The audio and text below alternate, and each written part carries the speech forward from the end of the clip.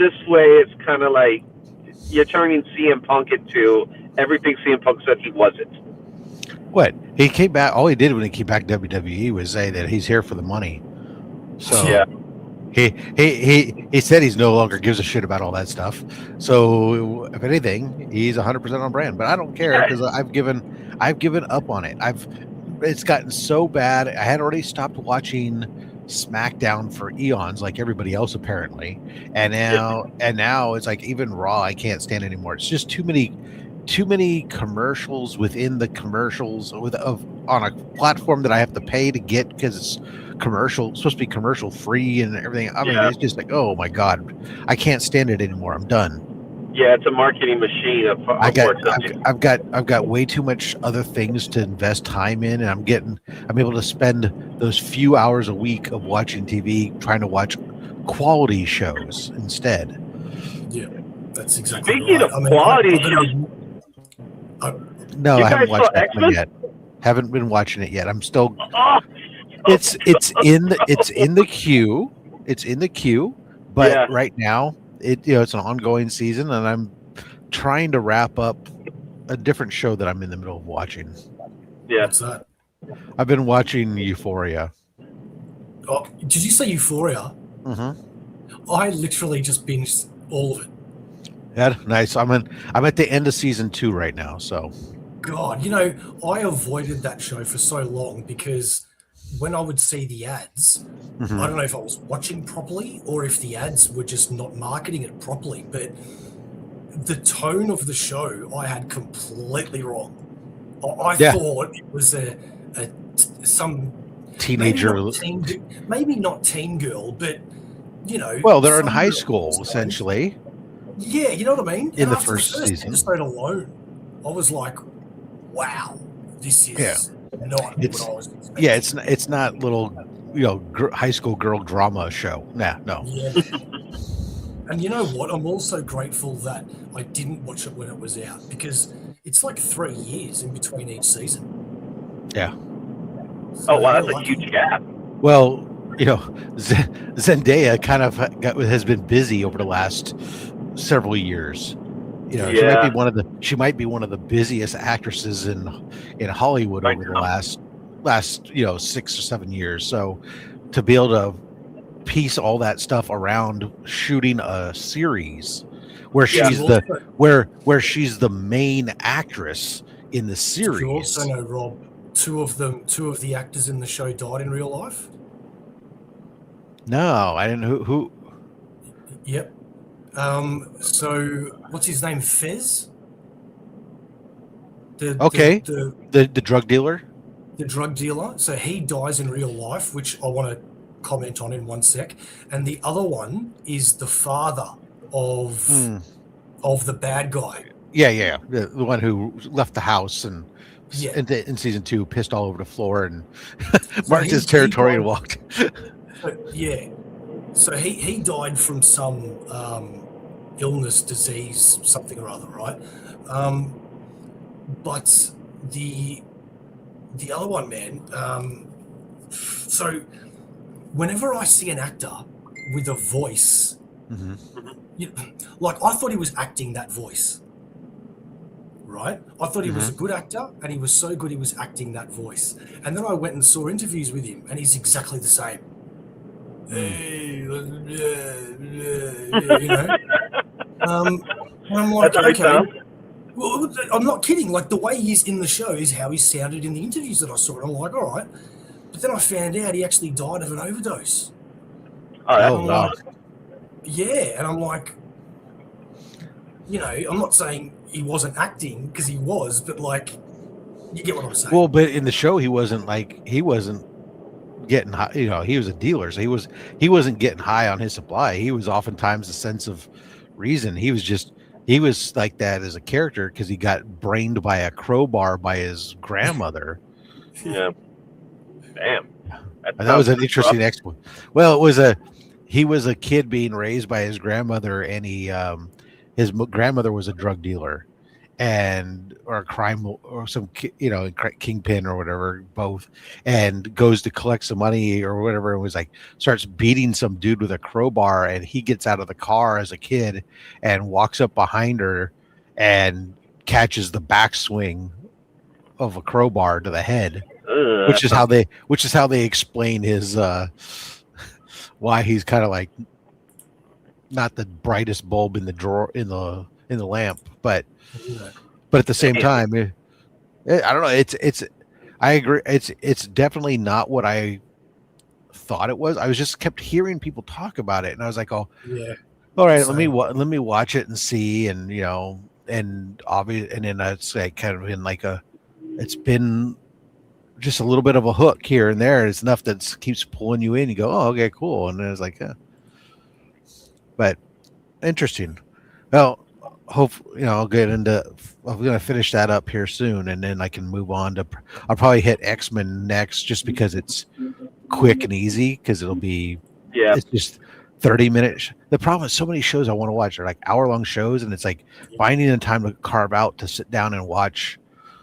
That is tougher because, like weeknights, I'll get done with all the stuff I'm doing, and it's like I should be going to bed. I'm going like, I should be going to bed. I want to, but I want to unwind a moment. Can I squeeze in a show and squeeze it in an hour long, especially a true hour long show or something? Like sometimes that's tougher than I shouldn't be going. I shouldn't be staying up till midnight when I'm waking up at 5 in the morning. Yeah. Every day. But one thing I can say about X-Men, it's very bingeable because of the length. So. And you want to, the cliffhangers that they leave you in, you want to watch the other episodes. So by the time you get to that point, you're done. And I know with the last episode, it went by really fast. Yeah, there goes the cops. These are not just regular cops; these are like black limo cops. Are they coming? Are they coming to relocate you, Ezzy? Yeah, it's one of those things. I think I have to put up my flag. I gotta put my United States flags up and stuff like that because I think it's the World Cup. That's what it is. Yeah. You guys got. I'll be honest. I'm probably the one guy not paying attention to the World Cup. I'm not. I don't care. I've been more watching. More just getting this. I'm even bored with like watching other people from outside the world with their same reactions, going to the same American stores and having the same reactions at the same food portion sizes and going bonkers over ranch dressing and and air conditioning. Like, what kind of world do you guys live in? You guys just like, well, no, it's the thing because people are like, a lot of people are talking about it. I have no idea who's in, who's out. All I know is that United States is out. That's all I know. I think Argentina's still in. They won some great come behind victory. But aside from that, I don't know. Yeah. Oh, how's Australia doing? Are they out? Three guys that don't watch the World Cup. No bloody idea, mate. No bloody idea. I just finished Widow's Bay. That's what I'm Multiverse of soccer or football, whatever you want to call it. Even Jean Malot's World Cup's like watching paint dry. I don't know about that. I've like watching soccer games. I think they're fine if there's a level of excitement that goes with it. Especially, I like watching the crowds. The crowds are what I think brings the game to life. All I know is you're not going to go to a soccer game to watch a crowd. Well, as you can. Yeah. But so like, I've gone to a few games. Not World Cup games, but like we have the San Jose Earthquakes here. We've gone to games of like mostly when the kids were playing soccer, they would have like youth league nights and stuff, and we'd go with the team and stuff like that. And I know I've never been a huge fan of the men's soccer, But I did see a difference. Like when we'd go see like the women's college games and stuff, I thought they were much more interesting. It seemed like they did a lot more of a Bouncing? no, not for the reasons you're suggesting. There would seem to be more strategy and moving the ball and passing and moving the stuff around, whereas the men's game seemed to be dominated by let me kick the ball as hard as I can to this end of the field. Now let me kick the ball as hard as I can to this end of the field. Let me kick it as hard as I can to this end of the field until we eventually group up for a little bit. Then we'll do some passing stuff back and forth and try to score, and then we'll go back to kicking the ball, clearing it out to the other end of the field, back and forth type stuff. And that just was like, I'm like, oh, this is, I don't know how you can watch this for over an hour, but yeah, but then again, I'm also not a fan of hockey on TV. I don't mind going to a hockey game, but I'm not a big fan of the sport. I don't like basketball. Baseball's dead to me now, so I'm like running out of sports here. I've decided I think maybe I might start picking up rugby again. That now the rugby football hurt your feelings, didn't it? Well, football I'm fine with. The Niners are still around. Okay. They're in my backyard. But Rob, yeah. You sorry introduced me to the world of Australian rules football. I already know about it. I do enjoy the sport. I just don't get enough of it on TV. That'd be a negative. I want to donate to the Comics Curing Cancer because Steve couldn't work it out, and now I'm trying to do it, and I'm getting the same things. Can I share my screen and you can see what I'm talking about? Is that okay? Yeah, you can do. I understand. I think that there might be a firewall issue that we have to try to address on our end. I don't know. Seems like we had this problem last year initially. I'm here. Oh, let me bring your screen up. And I'm obviously going to go to donate. Okay. And, oh, wait. Then I get another screen. Hang on. Sorry. And this is the problem that I get. Let me stop that screen. Why don't you do this? Go open up a browser. Hang on. Yeah. I get that screen every time. Here. Disable your. Are you using a VPN? Nah. Okay. Let's try. What if I go to your Facebook? No. Well, they can't donate there, but why don't you do this? Let me go to the private chat real quick here. Can you try that link? Okay. 1 sec. Oh, no. That actually gives me the exact same picture straight up. That human verification error. Okay. So, because that's the direct thing. And same thing if you enter in. Oh wow, I don't want to do that. comicscuringcancer.org is directly going to reroute you to this site. So it looks like it's a problem with this. So this is like, he sent me a screenshot. I need to reach out to the ACS and let them know that this is a problem, and they need to work with them to resolve this, because I think we had this problem. I think last year it was when we first got this e-giving site at the beginning, and they did something that fixed it to allow us to be able to have people outside the problem is that they've built this stuff. They don't understand the concept of people outside of the US donating to the American Cancer Society. For some reason, their whole concept of existence is thrown off by that. Well, that's why I started getting for the most part. That's why I started getting into a thing with Steve, because I told Steve to do it, and he's mucked up technology like I have in the past. And I'm like, Steve, it's you. And he's like, no, I'm telling you, it's not. And then I'm like, I remember there's an international part. You know, you're clicking. Yeah, I thought it was initially you guys were clicking. It was the credit card purchase part, but no, you can't even get to that. So because it was $20, but he's actually given me 30 because he wants to add another 10.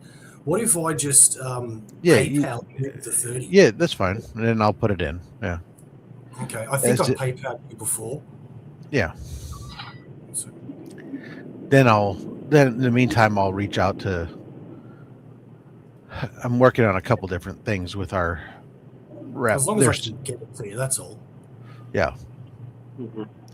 In case anybody's wondering, I had won the Aussieverse membership award, and he was either send books or send a $20 gift card. And I said, instead of doing a $20 gift card, why don't you just donate $20 to the C3? Because I knew that if I said give me the books, it was going to cost him way more than $20 to ship them.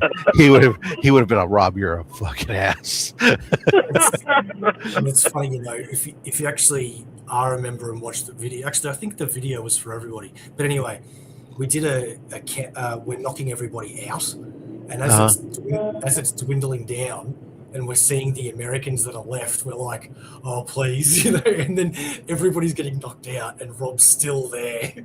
Rob, I don't actually have your PayPal.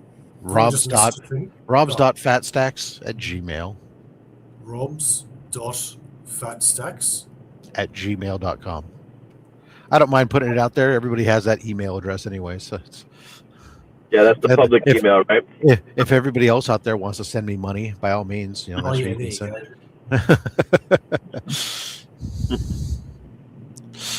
Yeah, everybody out there know how to send me money. Oh no. Please no. I'm just going to call it Aussieverse, and I'm sending 30. That's fine. Friends and family. Yep. Good. Yep. Done. Service is rendered. Yep. No problem. Yeah. Done. Well, hello, by the way, to everyone who's joining us here. We said My Nerdy Collection, Jean Malo, Kenny Bird, the 757 Hustle Show, George, and of course our man Scott Hoarders Hyde, Paul Morales. Hey everybody, thanks for joining us here. We're glad that you could be here even if Mark can't.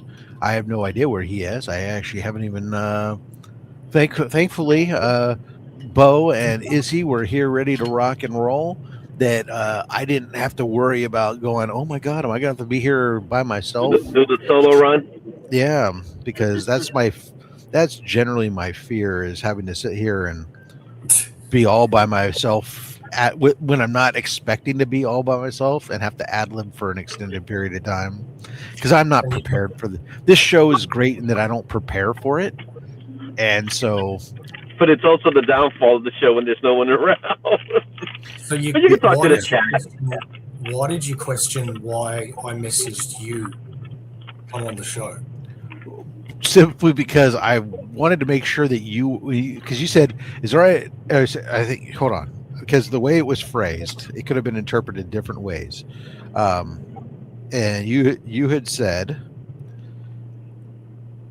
I assume, oh no, I said, okay to come on tonight for a little. Yeah. That's all. That was your ask. Yeah.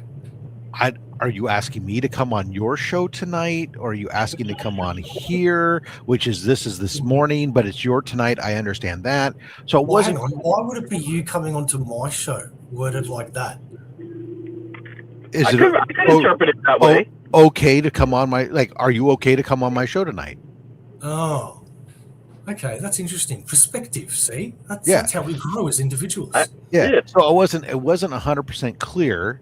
But I was put in the context that you're saying tonight meant that you were probably implying your evening as opposed to switching time zones, because it seems to be that outside of me, most people don't consider time zones and try to reflect it for the person to whom they're communicating. No, I do. So my assumption was that you were going, okay, Bo's being self-centered tonight. It's his tonight, which means he's probably trying to ask about Mark's show. And so that was I was just clarifying that was what your ask was. And then I was like, oh, okay, yeah. I'm actually quite thoughtful with my international messaging, because like give our wrestling chat, for example. Yeah. When I'm active and have ideas and thoughts about wrestling, in those 2 or 3 hours that I have in the evening, that's the middle of your night. Well, so now sometimes we end up talking earlier. Like now, this is when I wake up. So like 6:30, we'll start having chat, and I'm like, I'm already up. This is my chat time, so I can do that. But when you guys But when you guys are having a genuine conversation back and forth, that's Mhm. usually around my 10, 11, 12 o'clock mark. And I'm like, I'm in the middle of work and I keep getting the dings and it's conversations that I want to be a part of. But I Right. just can't. Yeah, and that's DVH too. So DVH is on a certain time zone too. That's a little different. So that's the crazy thing about our wrestling chat. Our wrestling chat is fully international. You know what I mean? We're hitting every single time zone practically. Story of my life is I work during a lot of that too, Bo, and I'm like, oh, sorry, I actually have to focus on work. Well, I'm on vacation, so that's the thing for me. Is like when I'm on vacation, I get to look at the chats, or I can chat a little bit more Going away, and stuff like that. No, it was just vacation. So it's this weekend. This week was my daughter's birthday, so we did a few things for her birthday, but everything was from home. So I took I take a week off. I take a week off twice a year, twice in the summer. Both of them usually are staycations because they're usually my daughter's birthday. So my youngest birthday is in the beginning of July, where my oldest is at the end of July. So they're both summer girls, so I could enjoy the summer weather. And then during my birthday, which is September, I usually take a week off too. But that usually is like a trip to Baltimore, which is definitely the case for this year, where I'm going to Baltimore Comic Con. So that should be fun. Yeah. And now here I am with bumper to bumper traffic in Queens. Queens, man, he's. Are you going to go see Spider-Man? I was gonna. Yeah, I'm gonna go visit Peter. Exactly where Forest Hills. That's great. I'm not too far from Forest Hills right now, to be honest with you. Oh, shut up! Do you know how jealous of it I am? My entire life, I've just wanted to go there. Trust me, you're not missing anything. There's nothing of excitement in that area. It sounds like this. There's like a set of sirens in like 20 minutes, man. Yeah, I don't know. Like I said, this looks like an accident, and I hope it's not. It's either an accident or a lane closure. Oof. That's the worst, is if you've got to pee and you're in bumper to bumper traffic. Peeing is nothing, bro. Yeah, you get a bottle. If you really gotta go. Madame? Hey, madame. Do you carry do you carry rollerblades in the back of your car just in case you're stuck in traffic and you really have to get somewhere? If I don't got no rollerblades. I just walk it out. You have a bike. Do you have a bike in the back of your car that you can hop on if you're stuck in really bad traffic? I got rid of the bike years ago. I had a bike. Collapsible e-scooter. Yes. Do you have a Segway? Yo, the e-scooters around here is no jokes either. I know. I would imagine that in New York, that especially in the cities, that the e-bikes and e-scooters would be fucking all over the place. Oh, they're everywhere, man. So delivery services have been utilizing that. So the Uber Eats, the Grubhub, the DoorDash, they can weave around everybody, get around everybody, and even I would imagine for a lot of people though, it's a lot because so many people don't have a car, but it's a lot cheaper than like to spend the money on an e-bike than riding cabs constantly. Yeah, it is true. But you said right through, right around people. No, sometimes it's through them too. In New York, sometimes they'll go through you if they could. That's fair. Yeah. So, right, and again, this is Queens. This is right off the Whitestone. So, this is interstate. So, of course, trucks and all that crap is here. So, commercial vehicles. All of this is trying to get through where I'm trying to get through.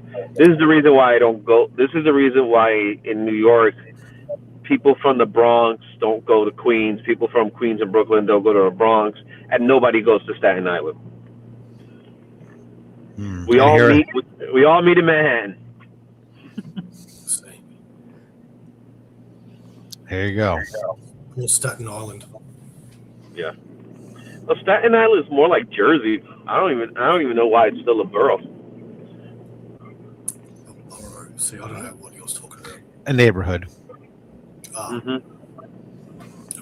They use fancy. They use their own words in New York because they think they're special. Haven't you seen gangs in New York, Bo? I did not see any games. No, Yeah, I'm not but saying I just don't know Bo. why. In New York because they're very. They talk about the It's like you're boroughs. trying to make yourself a marsupial. Yeah, so they're boroughs. So they're officially called boroughs. There's 5 of them. Officially. Yeah, they're officially called boroughs. It's an official Is it in term. the official book? Yes, it's in the official book. It's in the official book of New Yorkism.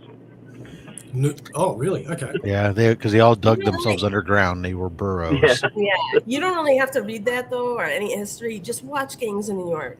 Not to be confused though with the animal, the burrow. No, yeah. You know, Lots Is of that boroughs different? in New York. And what's a Yeah. barrio? a barrio A is a Spanish word for a slummy neighborhood. neighborhood. Well, Yeah, it's a enough slummy there. neighborhood. Barrio. Yeah, usually. It's a neighborhood, yeah. I don't think it's a Spanish word. It is a Spanish word, barrio. No, barrio. Yes. No, it's barrio. That's Spanish. El barrio. That's that's how you say it. Mm. And it's male, so it's a slummy neighborhood. It's not la barria. It's el barrio. So Barrio. Yes. No, Except that barrio. what? Barrio. But barrio. What's barrio? It's an Australian trying to pronounce barrio. el barrio, bro. El barrio. That's how I'm you say worried if it. you ever come here, Bo, no one's gonna understand what the hell you're Hey talking about. Bo, can you pronounce tortilla for Bo me? doesn't understand what Bo's saying. Bo, if you wanted to make a burrito, what would you put all the fillings in? I'd put all the fillings in a burrito in the barrio on the border. No, the burrito is the whole thing. You put all Burrito. Yeah. you put the fillings of the burrito into a A flat. Into a barrio. No, what was the other one? what's the flour or corn that you wrap around all the fillings? A torta. Oh, What? A torta is one thing A you could have, calzone. but that's not a burrito. Did he Yeah, say I know. torta? Isn't that kind of Spanish? More Spanish. calzone. Torta, right? Calzone. A calzone. Tortilla. A tortilla. Tortilla. Okay, you could make a quesadilla.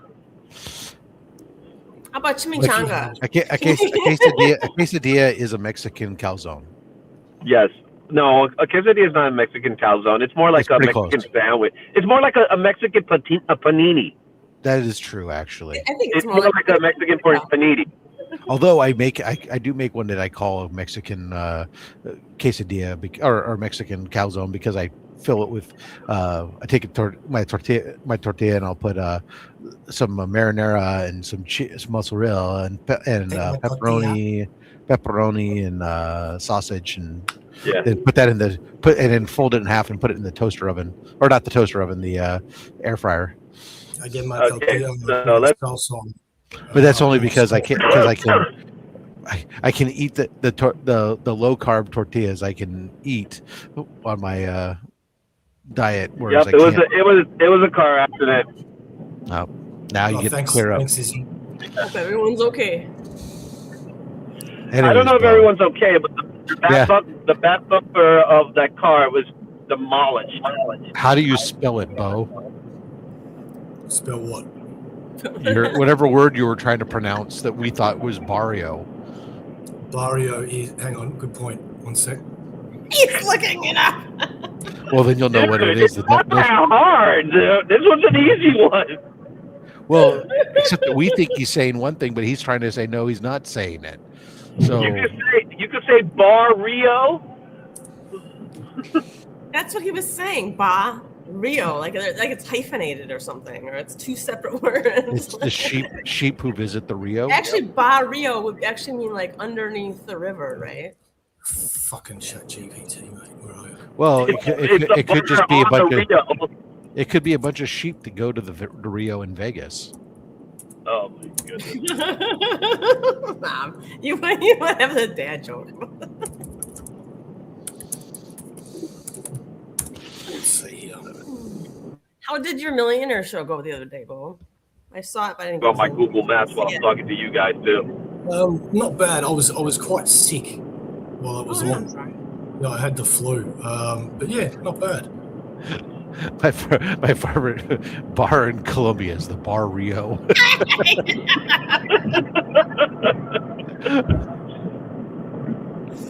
A barrio is a Spanish word meaning a neighborhood, district, or quarter of a town or city.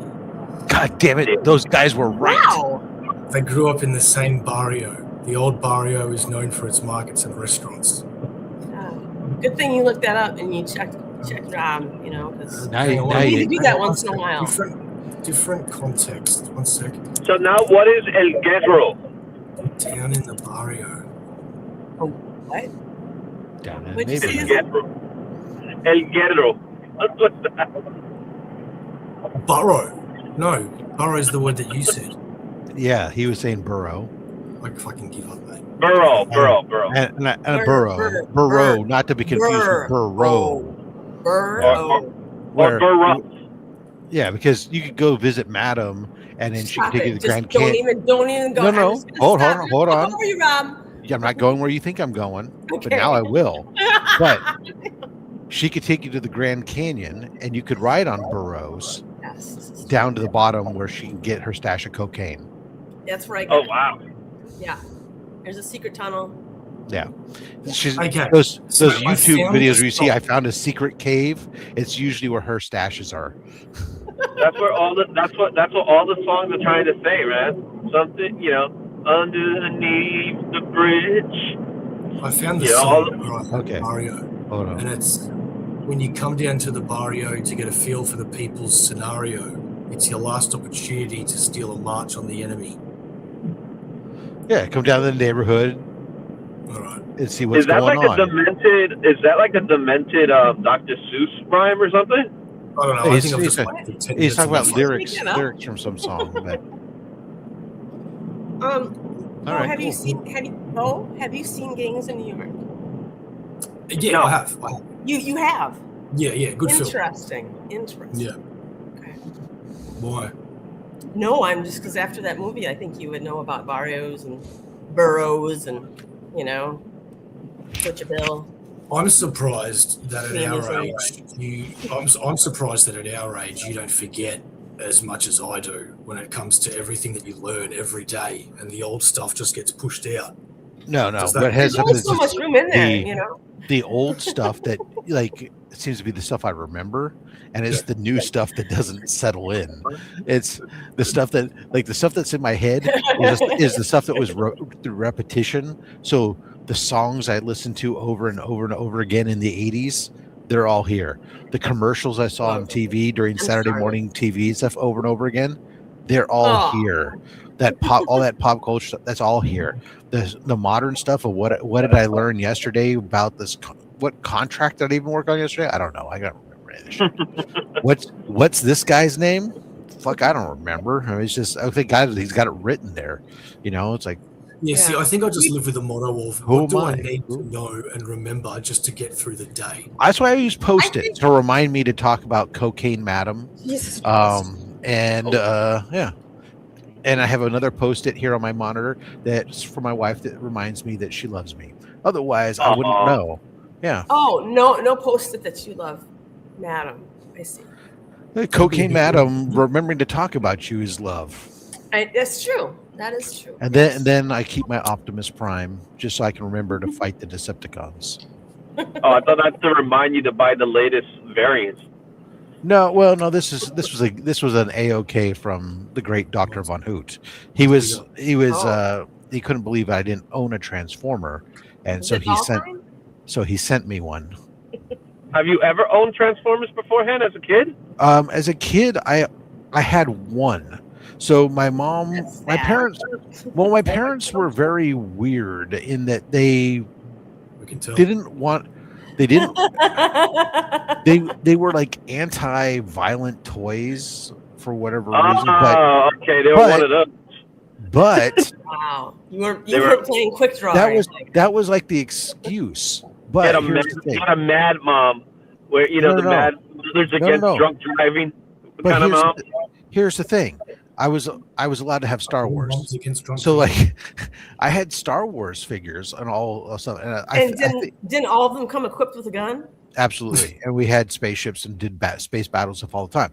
I don't know, but that was always the excuse in my head. I think in reality is we didn't have as much money as I thought we did growing up as kids or whatever, and they just were keeping it very focused on what basically said, look, you can have one franchise. We stuck with Star Wars, and that's what they stuck with, and we had lots of that, and that's fine. Transformers wasn't one that my plus I was starting to get a little bit older, but Transformers came out. My grandmother bought me one. My grandmother bought me one. We went to the store. So, you pick something out. And I picked up Kickback from the Insecticons. And I had that one for a while. And then I eventually traded it with a friend for Perceptor. And then I traded Perceptor for Blaster. And then I traded Blaster for Soundwave. So you remember all this, right? yeah, exactly. You went from the insect to the microscope, right? That's what Perceptor was, the microscope, wasn't he? Correct. Yeah. Right, and then you went to the boombox to get to the actual boombox that everybody really wanted. The cassette deck, yeah. Yeah. That's cool. And then I don't remember whatever happened to him, but I mean. I got older. Yeah, so I mean that was it. It's like same thing. It's like I'd go to friends' houses and play with GI Joe. We didn't have GI Joe as a kid at my house. It was all Star Wars. So, but I had so much Star Wars stuff. It was ridiculous. So and anything else I wanted, I just made out of Legos. It's like when I wanted Transformer. Oh, you couldn't have that. Or I wanted mask stuff. No, you can't have that. Okay, great. You should have made a Lego gun for your mom. We made guns out of bristle blocks. We didn't have. I mean, there was a valid reason. So we didn't have toy guns other than the action figures toy guns. We didn't have like cap guns and stuff in my house. And the reason was that my dad was a police officer at the time. Oh. Yeah. And there were guns. There were guns in the house, and so he didn't want any thought that a gun in the house might be a toy. So that's actually smart thinking. Makes sense. And so it was also why, like in the 70s, I was like one of the the early kids to be adopters of car seats, because my dad said I've responded to way too many car accidents where, at the time, it was commonplace. Kids were just held on their mom's lap. He's like, I've responded to too many accidents where babies were ejected out of vehicles and were smeared across the dashboard and stuff. He's like, oh no, my kid's riding in a car seat. Even though car seats back then were a joke, and it was basically just a seat, a metal frame with a suspended seat in it that was connected to a lap belt, so it kind of flopped around. I mean, it was better than a stick in the eye, I suppose. Yeah. But my favorite thing about riding in the old cars was when we had an old station wagon, and the back seat flipped up so you could look at the people behind you. Mm-hmm. That little tiny seat, you know what I'm talking about? Yeah. The long road trips, you could like make fun of all. Yeah. That's true. The wagon masters and there was no seatbelts back there either, I don't think. Well, that's what you just ride around in the back of pickup trucks the same way, yeah. Right. Yeah. It'll just be you and your stepsister. No one would know. Whoa, hello. What? Oh, sorry. I've seen that. I saw that video. I didn't realize that was you,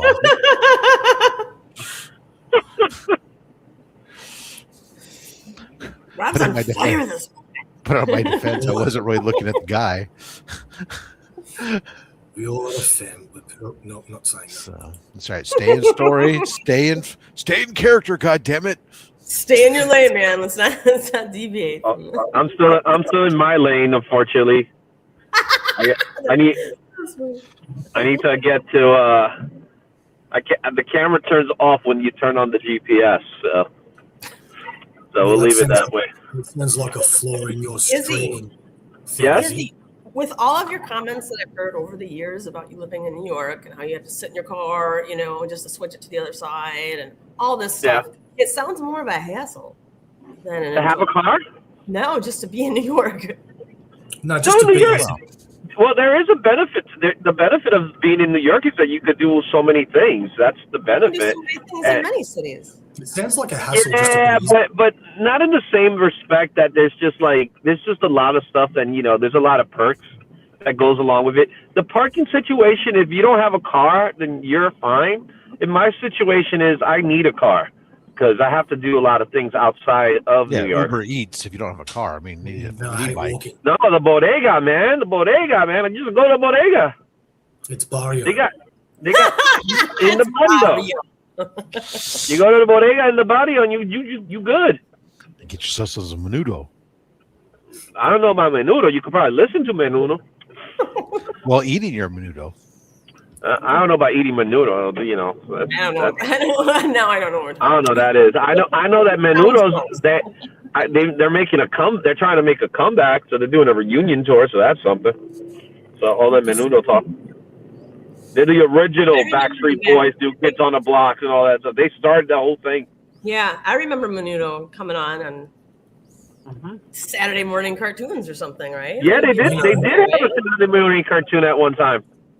Do you know, just the other day, I did a reel on my Hulks, and a song just popped in my head, and I didn't plan it, didn't anything. I just went 1, 2, 3, and after I posted it and put it up there, I just went, "What the fuck was that song, man?"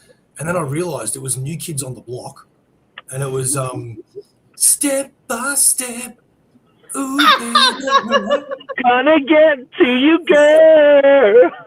Because I had 5 Hulks, and I've gone step 1, and then the Hulks, we can have lots of fun. Step 2, there's so much we can do. Step 3, don't you remember? It's just you and me. Step 4. No, but you do. You keep going. I remember it. I remember it. Step 5, don't you know that the time is right? Step wow. by step. The side of Bo that didn't even existed. Everything I think of real Ricky Schroeder, and I think of Silver Spoons, and that song goes in your head, and or every time I hear somebody start to count down from 3, 2, 1, and I want to go contact. It's the answer to the question. Yeah. Wow. Thank you for being a friend. Come on. Oh, there you go. Yeah. Every time I see a countdown, I can't help but think of Jericho. Yeah. Well, that's newer. Jericho is. I think it's finally time. But let's just admit, who's the freakiest thing that we watched growing up as a kid? Had to be Dr. Goodbody. Well, you saw that. I didn't see that at all. Oh, you didn't see Dr. Goodbody? No. Oh, you never saw that, man? I think for me, well, I meant like a kid. I mean, something that was directed specifically towards kids. The one thing that used to freak me out was the banana splits. Hang on, is it Mr. Goodbody? One banana, 2 banana, 3 banana, go. 4 banana, 5 bananas there, and have to do some crap like that. Or Slim Goodbody. Slim Goodbody. I'm sorry. What's his name? Yeah. No. I think the worst thing I watched growing up when I was 9 was my parents went on a date. My brother's like, "Stephanie, we're gonna watch a movie. We're not gonna tell mom and dad, okay?" I'm like, "Okay," and he puts on Clockwork Orange. Oh, I thought you were going to watch something else, but Clockwork Orange is just as bad. Yeah, I was exposed early too. There you go. That's a tough movie to watch. I know at 9. This is what we're talking about. So Slim Goodbody did this whole thing, or he wore this. Oh, I recognize him. Oh yes, I know that guy. He was like Richard Simmons, but with showing the rest of his body, so it was technically porno. Right, he was wearing this bodysuit showing the insides of the human body, and he'd talk about health and different type stuff. Yeah, exactly. Yeah, I remember him. He was something. Right. Do you remember Super Ted? Oh, he was definitely something, that guy. Super Ted and the homosexual skeleton. Super Ted was hilarious. Are you thinking about the stuntman Super Ted? No, the cartoon. There was a stunt, but wasn't it based off of Stuntman? If that is, no, news to me. not at all. I'm thinking about Dave, or was it Dave? Super Dave. You're thinking Super Dave, yeah. Yeah, Super Dave. In Super Ted, it's a stuffed bear that gets sprinkled with magic dust. Yeah, what kind of dust was that? And becomes Super Ted. But what's funny is that, and I never realized this as a kid, it's not until you're an adult, but one of the baddies, his voice is very stereotypical homosexual, right? And as a kid, you don't know any different, right? And then you watch it as an adult, and it's hilarious, man. It's like, I'm going to get you, Super Ted. You know, it's sad because it's kind of indoctrinating like our youth into thinking like that's a bad voice, you know? Like that's not. I didn't. For me, I didn't watch Super Ted, but I watched Super Chicken.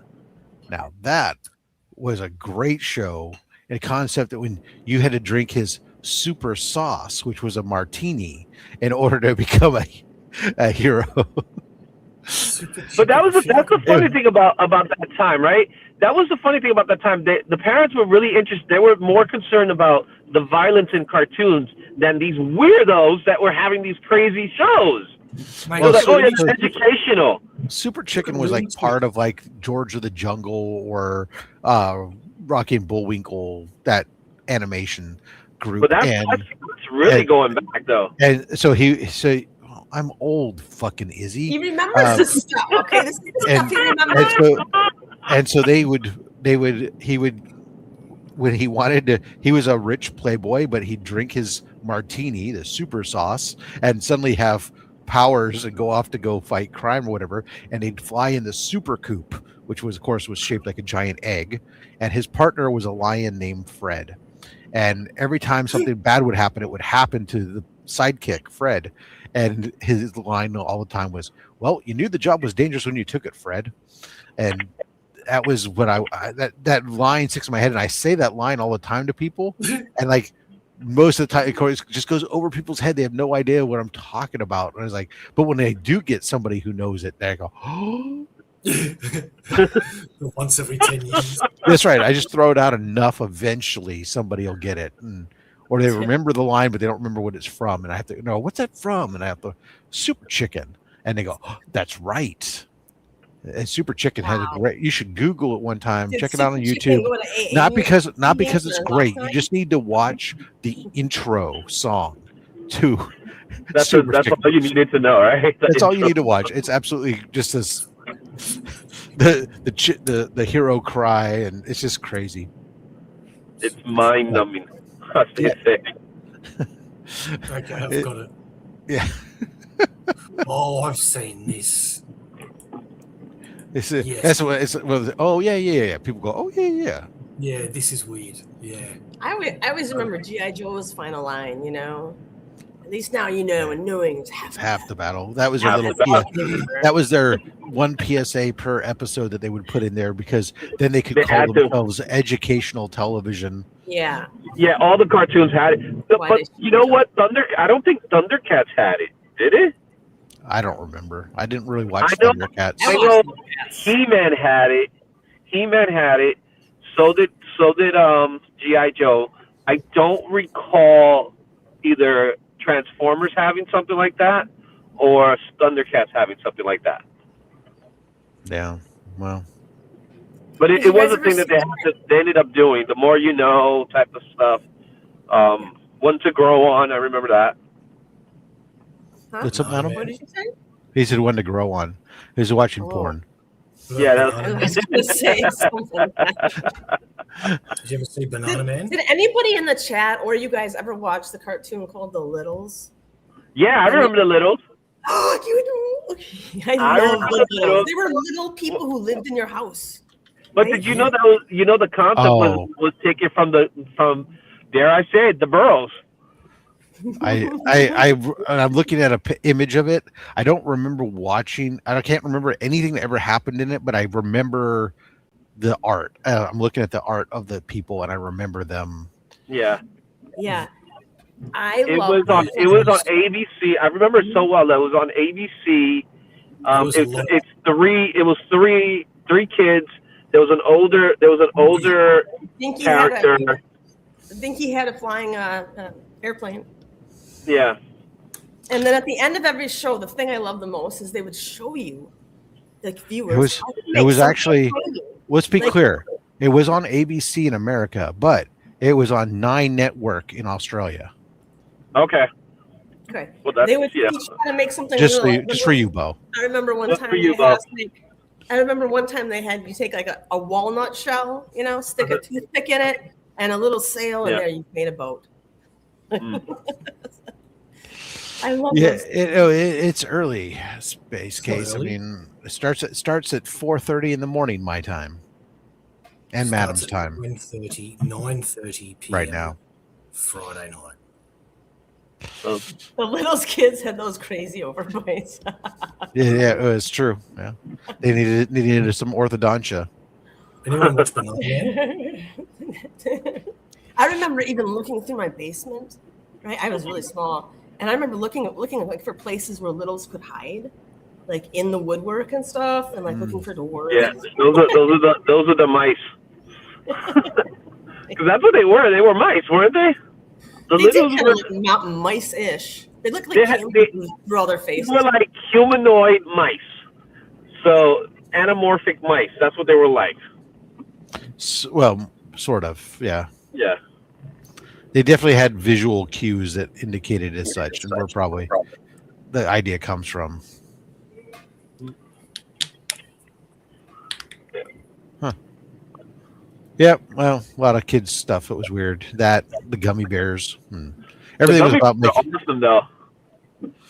What's that, Bo? Did I spur something in your mind when I said gummy bears? You started thinking about cocaine? Well, I'm always thinking about cocaine.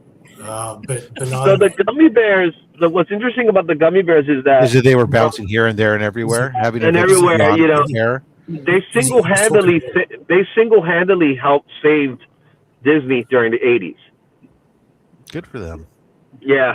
If it wasn't for the gummy bears, we wouldn't have Disney Afternoon or DuckTales or any of that stuff. I certainly would have heard of gummy bears. I've only heard of Care Bears. Gummy bears. You ever heard of the gummy bears? It was all based on the candy, but I mean, it was. No, actually, it wasn't. They took the name from the candy. That's why they changed They changed it from a Y to an I. Okay. So much about this. The gummy bears bouncing here and there and everywhere, having adventures beyond compare. They are the gummy bears. Yeah, they drink their little. They drink this little stuff, and then they'd like be bouncy. Yeah, was it margaritas and martinis? Yeah, so it was gummy berry juice. Okay. Yeah. They would take gummy berry juice, and it would give them a short span of bouncy strength. And it only lasted for the day. They basically became. We turned into drug addicts after watching it. All you need is a little something to get you through. Exactly. It only lasted for like 15 minutes or the duration of the show. And then once it was over, it doesn't work for the rest of the day. That's exactly it, madam. So we're just a bunch of friends hanging out. Oh no. Some conflict has occurred and I can't cope with it straight. I need to take some kind of altering substance to help me get through. Exactly. That is, and it wasn't spinach like Popeye. And they will be bouncy. They will be bouncy, but they wouldn't bounce with their feet. They'll bounce with their butts. Oh, that's even better. Look, so far, I got to admit that I can relate to everything you've just said. But yeah, the gummy bears was they were huge. Yeah. But I missed them. I don't know. Did anybody watch Banana Man? Banana Man? I've heard of the. I don't know about Banana Man, but I've heard of green cannibalism. Bananas and pajamas. But all right, guys, I've reached my destination. I'm gonna have to leave, so I'll see you guys. I'm so sorry to see you go, Izzy. Oh no. Oh, Bo, you know how much I hate you. Yeah, me too. I hate you too. I hate you this way. What is it? Is this the heart? So I got to do it this way? Your upside down heart? Are you doing gang signs now? What are you doing? I hate you so much that I'm pretending your anus. Everyone get to an AA meeting. I know, right? I'm gonna take my gummy berry juice now and go. I'll see you. It'll help you cope. You trying There's to no give hope. Izzy a There's fisting? no hope in dope. Okay, there's no hope in. I thought you were fisting Izzy there for a second, Bo.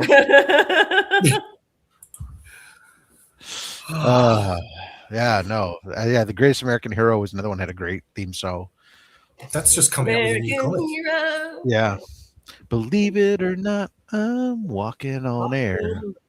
I never thought I could feel so free. Yeah.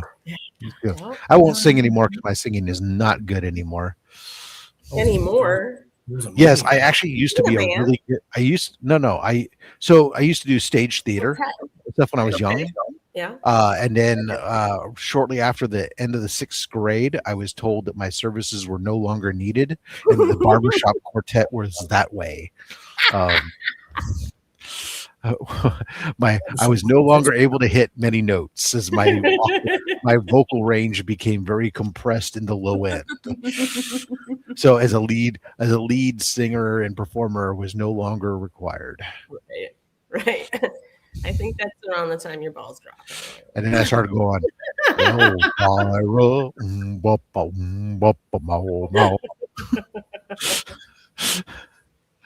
yeah, no. Did you have an outfit for the quartet? I'm sorry, it broke up for a second. Did you have a special outfit for the quartet?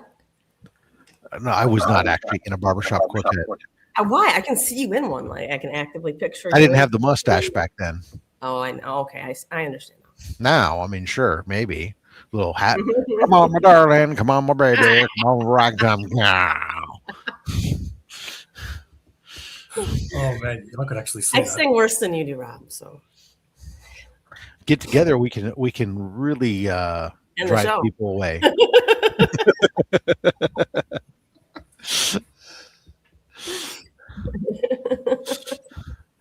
I picked up Eye Collector. Anyone have any interest? What's Eye Collector? Is that a comic? Yeah, The Eye Collector. Yeah. Well, the new book I picked up this week that's a new outing was The Iron Coffin. Why is it? Did you get the blue? You can't remember this, right? And this just happened, Rob, right? The Operation Iron Coffin. No, I haven't heard of that. Oh, wait a minute. Yes, I have. Sorry. Yeah. Yes, I have. So the Dracula. Yeah. This is a train full of fucking Nazis, and Dracula is in his casket, gets dropped from a bomber and crashes into the train, and then goes through the train tearing up motherfucker Nazis. And the whole thing is that, just drop Dracula against Nazis. Exactly. And it's like the whole premise is like that Dracula had actually been killed. But he was surprised as a noble that he wasn't getting eternal afterlife, that he was going to be going to like hell and stuff. And like, so he makes a deal to come back, to rid the earth of all vampires. And so they give him a conscience though too. And of course it turns out that the Nazis are trying to create artificial vampires and stuff to be soldiers and stuff. And so he gets dropped on the train to help to eliminate all this shit. Yeah, but it's fucking amazing. If they can give him a conscience, why can't they give the Nazis a conscience? Because that was done by like Satan who did it, but Operation Iron Coffin was like fucking awesome. I was like, oh my god, this was just like it was great because in 1 week I was able to get get 2 different things fighting Nazis, man. You get the Rocketeer and Betty going undercover to spy on the Nazis, and then I got the Dracula dropped on a train to fight Nazis. Right, which is so believable and cool. Do you have a large collection of Nazi stuff, Nazi comics? Oh, you got to see his uniforms he has. I have. Let's see. I'm trying to think. The only books I have that really have probably featured Nazis are the Invaders. Don't forget your mustache wax. They fight the Nazis. And then I think I have Valkyrie, and Airboy. They're fighting Nazis. I mean, I don't have anything that's pro-Nazi. If that's what you're trying to allude That's to. not what I'm asking. I'm asking, do you have a large like anti-Nazi collection? Do you like? I do you don't value have a books? large collection. I just Do have you a few value books, those books though for their. I just thought that the story was great. I mean, Nazis are an easy enemy to portray without having to have them have weird. What about your JSA stuff, Rob? I don't have a lot of JSA stuff. I only have like a lot of sketch covers. Yeah, I was about to say I don't recall you picking up JSA stuff. They're like the villain every day in JSA stuff. Yeah, I mean, a lot of Captain America stuff. Early Captain America stuff. A lot of they're easy villains to hate, and that's fine. They should be hated. But so I just thought it was a fun story. Watching him go through a train full of fucking Nazis, ripping them apart, and it's definitely different than what I thought it was. Because when you started telling us the synopsis about him being dropped on the train, that's all I knew about it, and I thought that's all it was. So to hear that he comes back, makes a deal, blah blah blah, that sounds cool. Yeah, it's backstory that we're getting through it, but essentially, he gets dropped in the back of the train, and he's got to make his way to the front of the train, and so it's kind of like any of those things where you've seen like Bullet Train or something where you're trying to fight your way through the train, except it's fucking Dracula just ripping across hordes of fucking Nazi soldiers along the way and stuff. It's good shit. I'm just a little disappointed that they used the fact that they're gonna drop his coffin on the train. Like they couldn't have figured out a better way to get him on the train. Air bomb him. Why not just drop him like from a bomber? That's fucking awesome. Sounds crazy. Release the coffin. I just love that they did it while he was in the casket, and the casket went through the train instead of exploding on impact. Good day for you to join us here, Mark. Yeah, Mark, about time.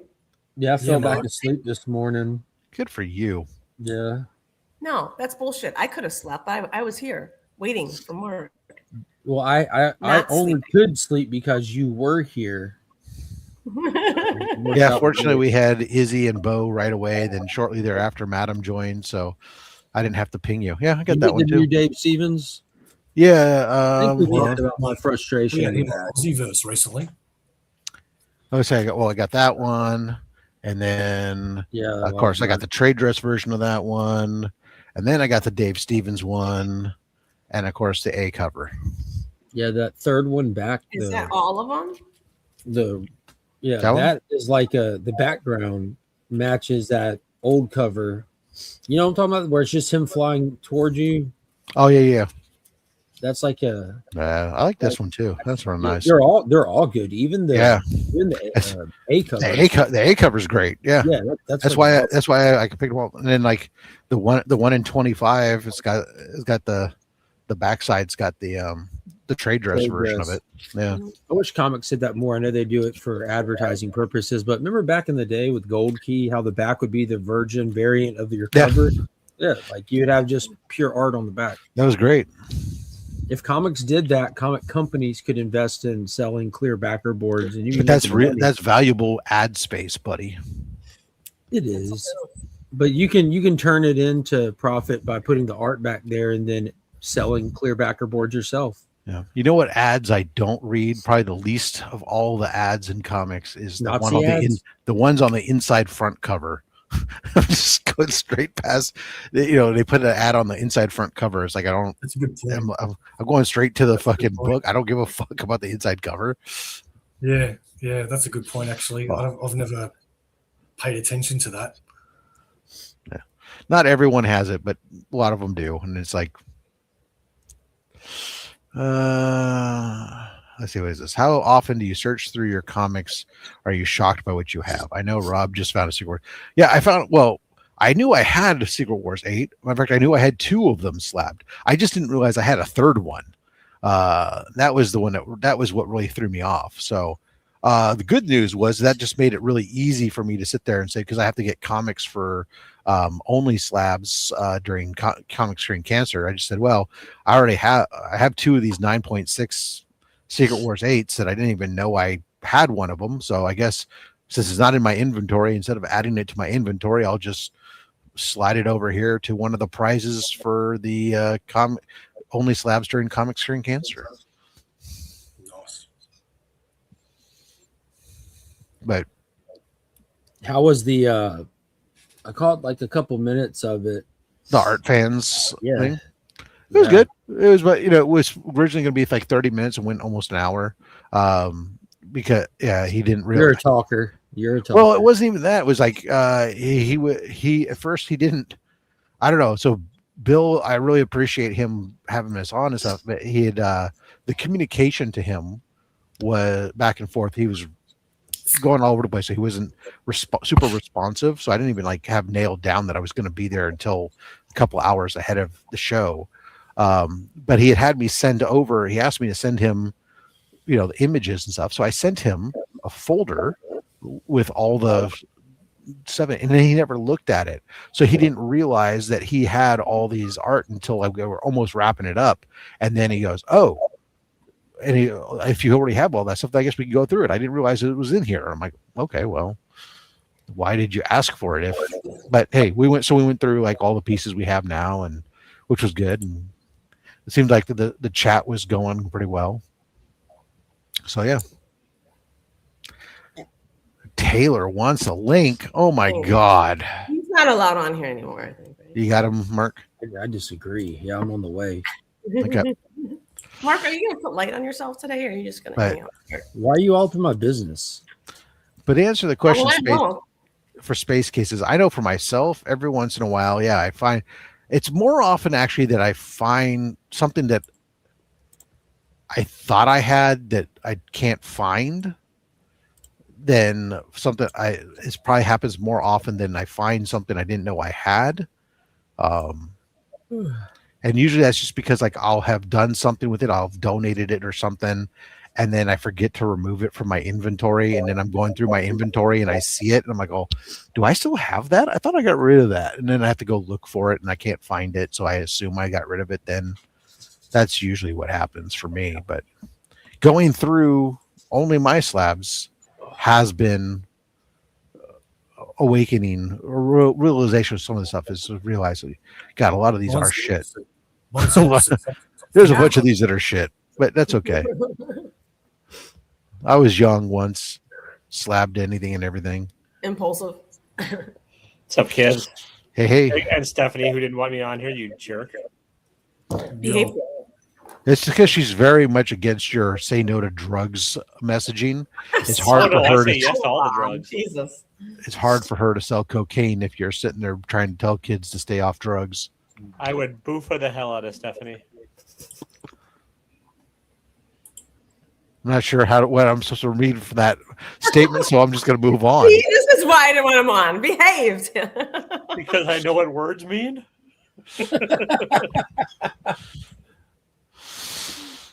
Bo, how about you? Do you go through your collection and surprise yourself with stuff that you find in your collection you forgot you had or didn't know you had? Yeah, no, mine's the opposite of what you were saying. I think I've got something, and then I go to find it, and I can't. And I'm like, what the fuck happened to it?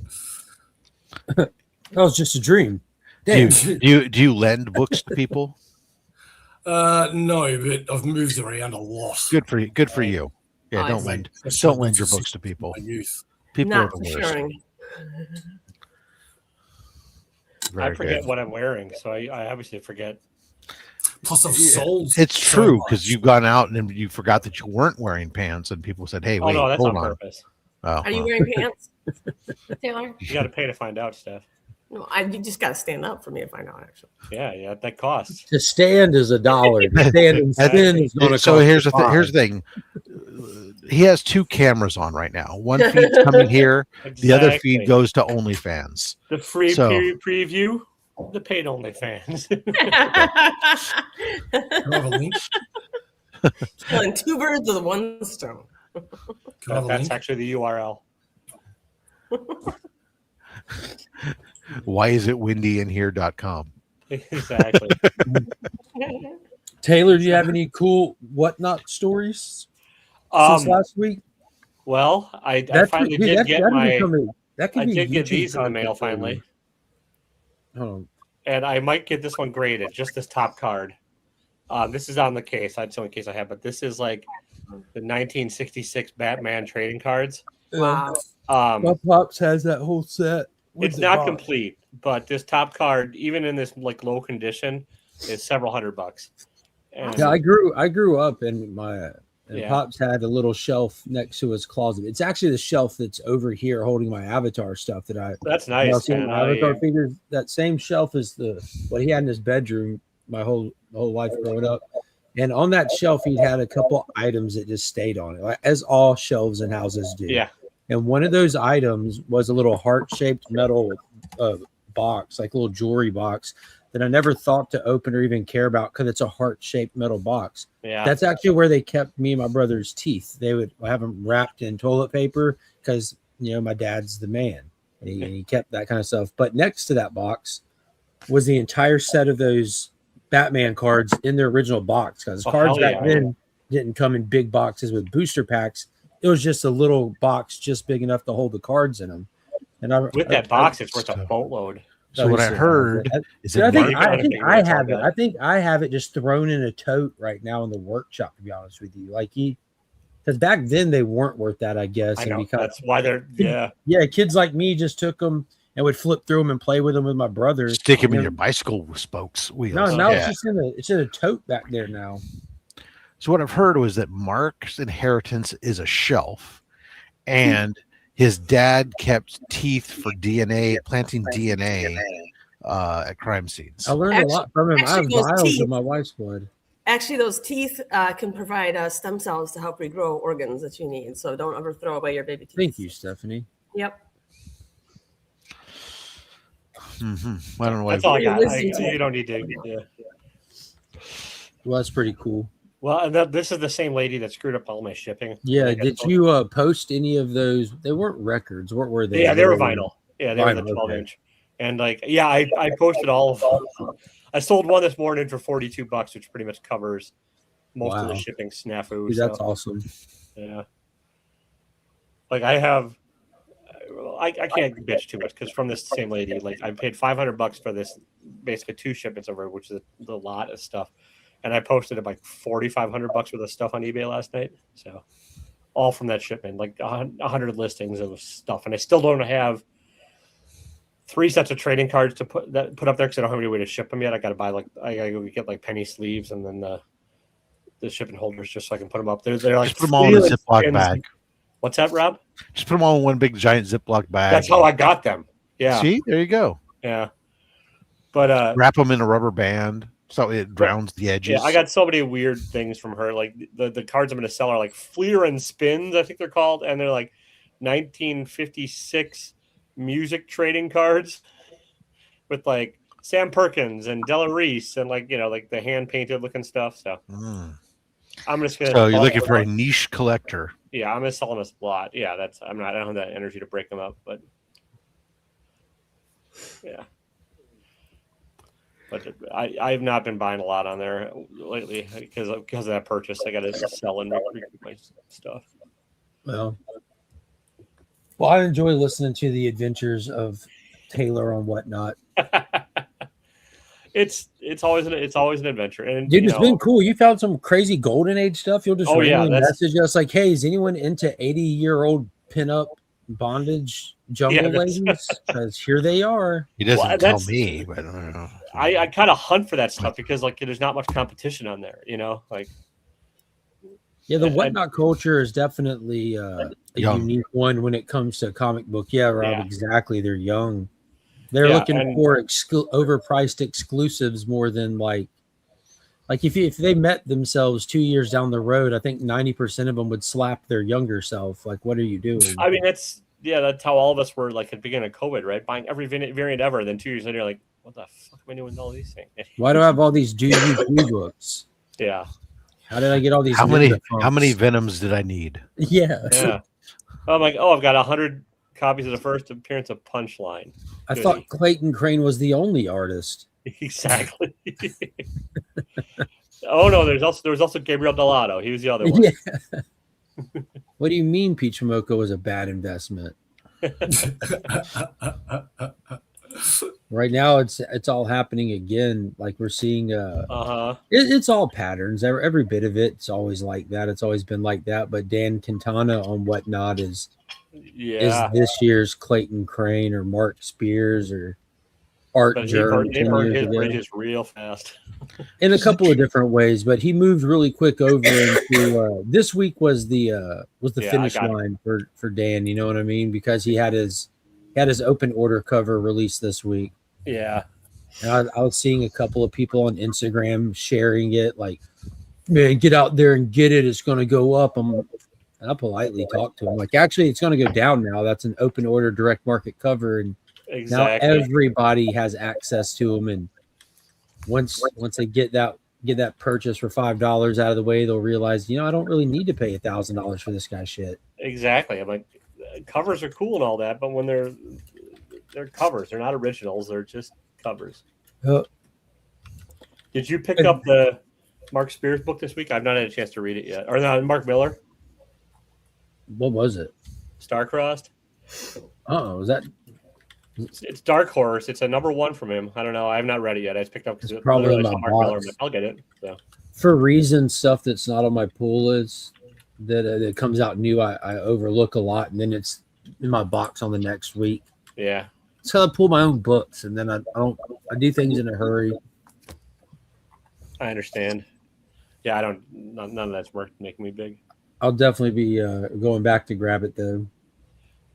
I still have to read that Psychic Sam book. I think Dark Horse is on their last legs because a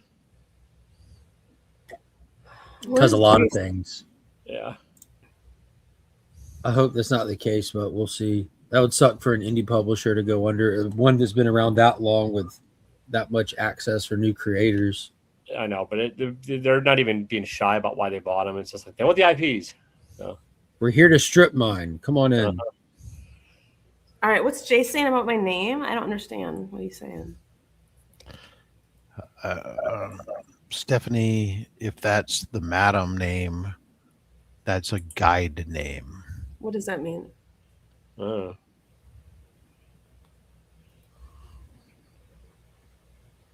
Oh, gentle, soft, light earth. Well, you're in luck because it's only her porn name. Her real name is Max. Meanings behind names, I'm guessing, Stephanie. No, meanings of Stephanie is crowned with glory and honor. I think he's talking about madam. Oh, madam. Oh, yeah. Well, that's not crowned. That's what you have up on the screen. Oh, he's got Stephanie.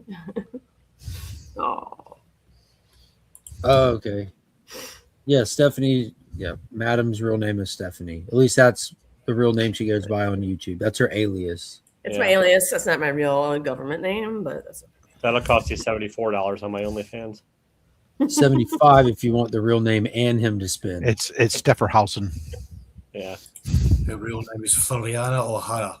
My name, weirdly enough, means one who sews.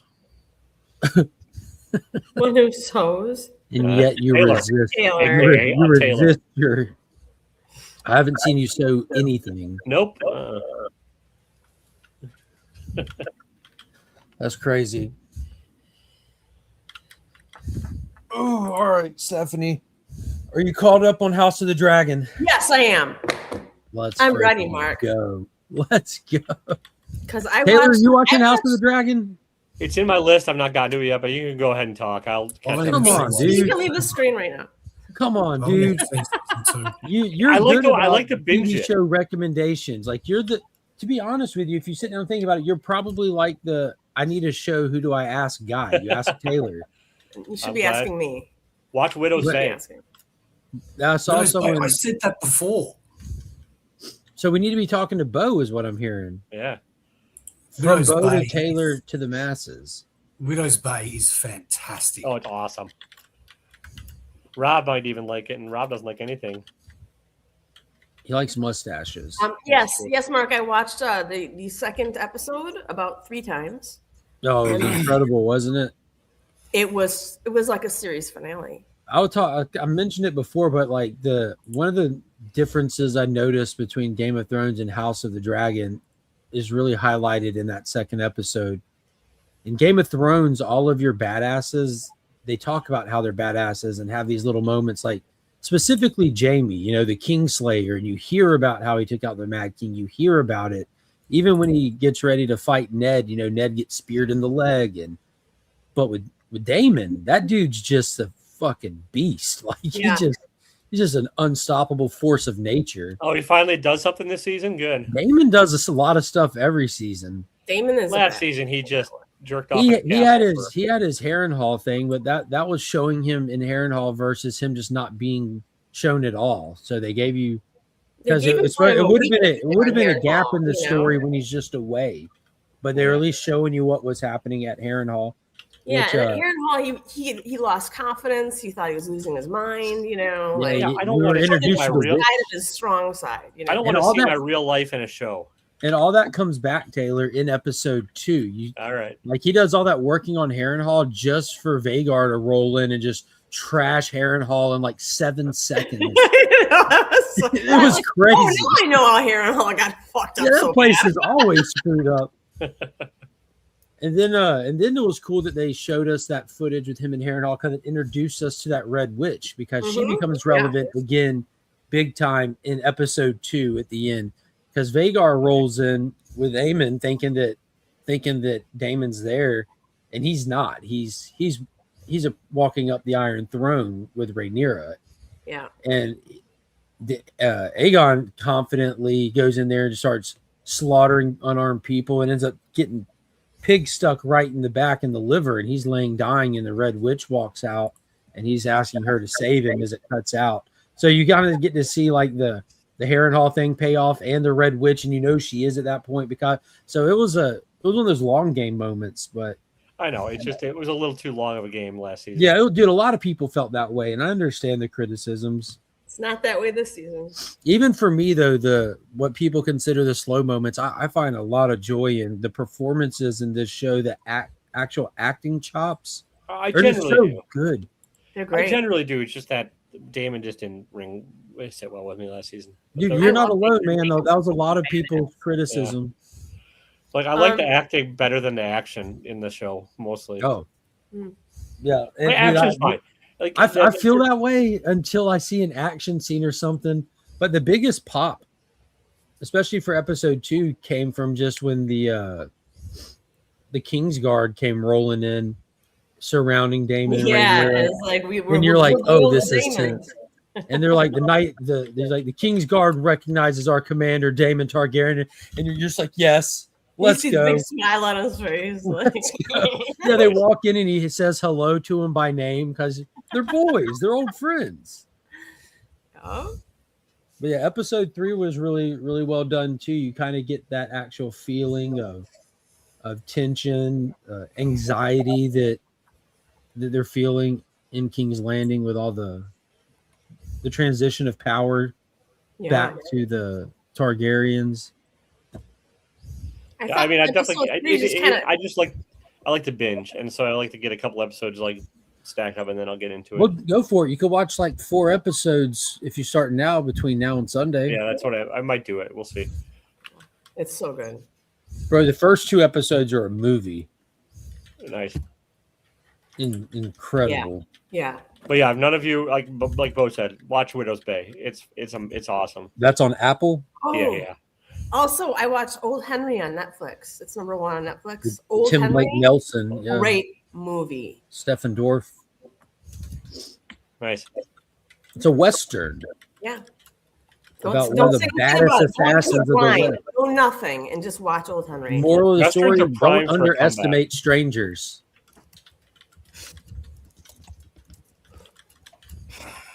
Oh, I saw trailers for that, and it's got what's his nuts who I really like. Yeah, yes, I like that actor too very much. Tim Blake Nelson, yeah. Yep, it's who really stars good. in the greatest Odyssey movie ever, like Mark and I have talked about. Oh, brother, where art thou? Exactly. Oh, brother out there, yeah, that's awesome. And Ballad of Buster Scruggs. That's good too. Yeah. He was also the leader in that hit film Captain America 4. Yeah. What a waste of a goddamn critically acclaimed. I don't want to hear you ever bitch about Supergirl when like that fucking movie exists. Hey, I didn't praise that one either, man. But when I didn't praise that one, I everyone know called me a the DC Supergirl is shill. so much better than that movie. Hey, I agree. I completely agree. Can we establish as a point of fact that I'm not a DC shill now? Like, yeah. Because I feel like people they overlook when I criticize DC Never. just to say that I hate Marvel and no, dude. I just hate No, what you're I just a Snyder perceive. shill. Thank you. Yeah. We'll work on that later. Well, that won't change. Like I'm a Snyder shill. I'll give you that. But I don't tell other people they're wrong for not liking it. Is the only difference between me and this weird Snyder cult people out there. Do you know what you have, Mark? The stuff he You have knows. the ability to change your mind at any time. Yeah, but it's hard to do. The media that I'm reviewing isn't changing. You know what I mean? Like, I'm not going to magically wake up tomorrow and think Kara's should be a murderer. I didn't watch Supergirl. You would have thought that maybe with the fallout from the Man of Steel about that, they would have just avoided that. But Rob, do you know how it happened? Like the actual order of events that led to Kara killing is that rookie writer that they hired for this adaptation, which people are trying to backpedal and say it's not an adaptation. She read the book, the 8 issues. You know, they're not adapting 70 years of Kara Zor-El. They're adapting 8 issues of a single book. She read the book and she misunderstood the ending because it's meant to be witty and smart. The way the dialogue pairs with the 4 panels that you're looking at, because the dialogue is a callback to the dialogue of how the story started. So it's reused dialogue where someone gets killed, but it's this little old lady version of that little girl thumping old man Krim on the head with her cane, like having let him live, hadn't sent him to jail. He comes out of prison 300 years later, reformed and old, apologizing to her, and her response is not to say I forgive you, I absolve you, but she thumps him on the head with her cane and walks off, and that's how the story ends. But the dialogue is a mirror dialogue from earlier. She misread it and thought Ruthie killed Krim, so she was trying just to change it up a little and let Kara be the one that killed him instead. She also probably was thinking of the original True Grit movie where when the original True Grit movie, Maddie blows his ass away, shoots him off a fucking mountain, dude. No, that's the remake. That's the remake, yeah. Rooster kills it. Rooster does it, yeah. And so that's the, yeah. Well, and then also don't forget in the original John Wick, he kills everybody. So yeah, they also did, I guess, 9-10 days of reshoots on it, which Gun swore was never going to happen, but they did. So yeah, so he claimed. So that was the basis of it. Rob, is she misunderstood the book and thought Krim was killed by Kara, and honestly, which it's just them two with Krim. So if you think they kill Krim gets killed, it's really who cares who kills him because they're both there. Right. They would both be the ones to do it. That's not for me. I didn't get hung up over that bit. I mean, okay, that surprised me because of all the fallout from Man of Steel. But at the end of the day, because of the way they had kind of portrayed her stuff, I was like, okay, whatever. It's a movie. They amplify everything. There were other issues to me throughout it. It just seemed like. And I don't know, maybe it's from the adaptation because I never read the original, but I was just like, how? To me, the biggest thing that bugged me, and I didn't hate it. I thought the movie was fine.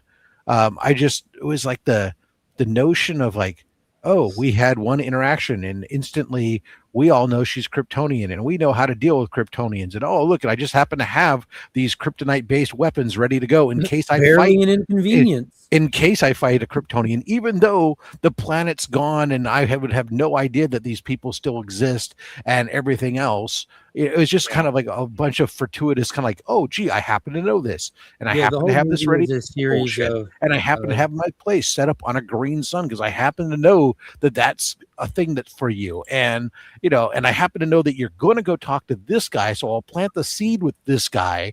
So that way when you talk to him, he'll deliver. I had issues with some of the similar issues with Rob. I when I'm defending the part of the movie, I'm not defending the whole movie. Like that's not my intent.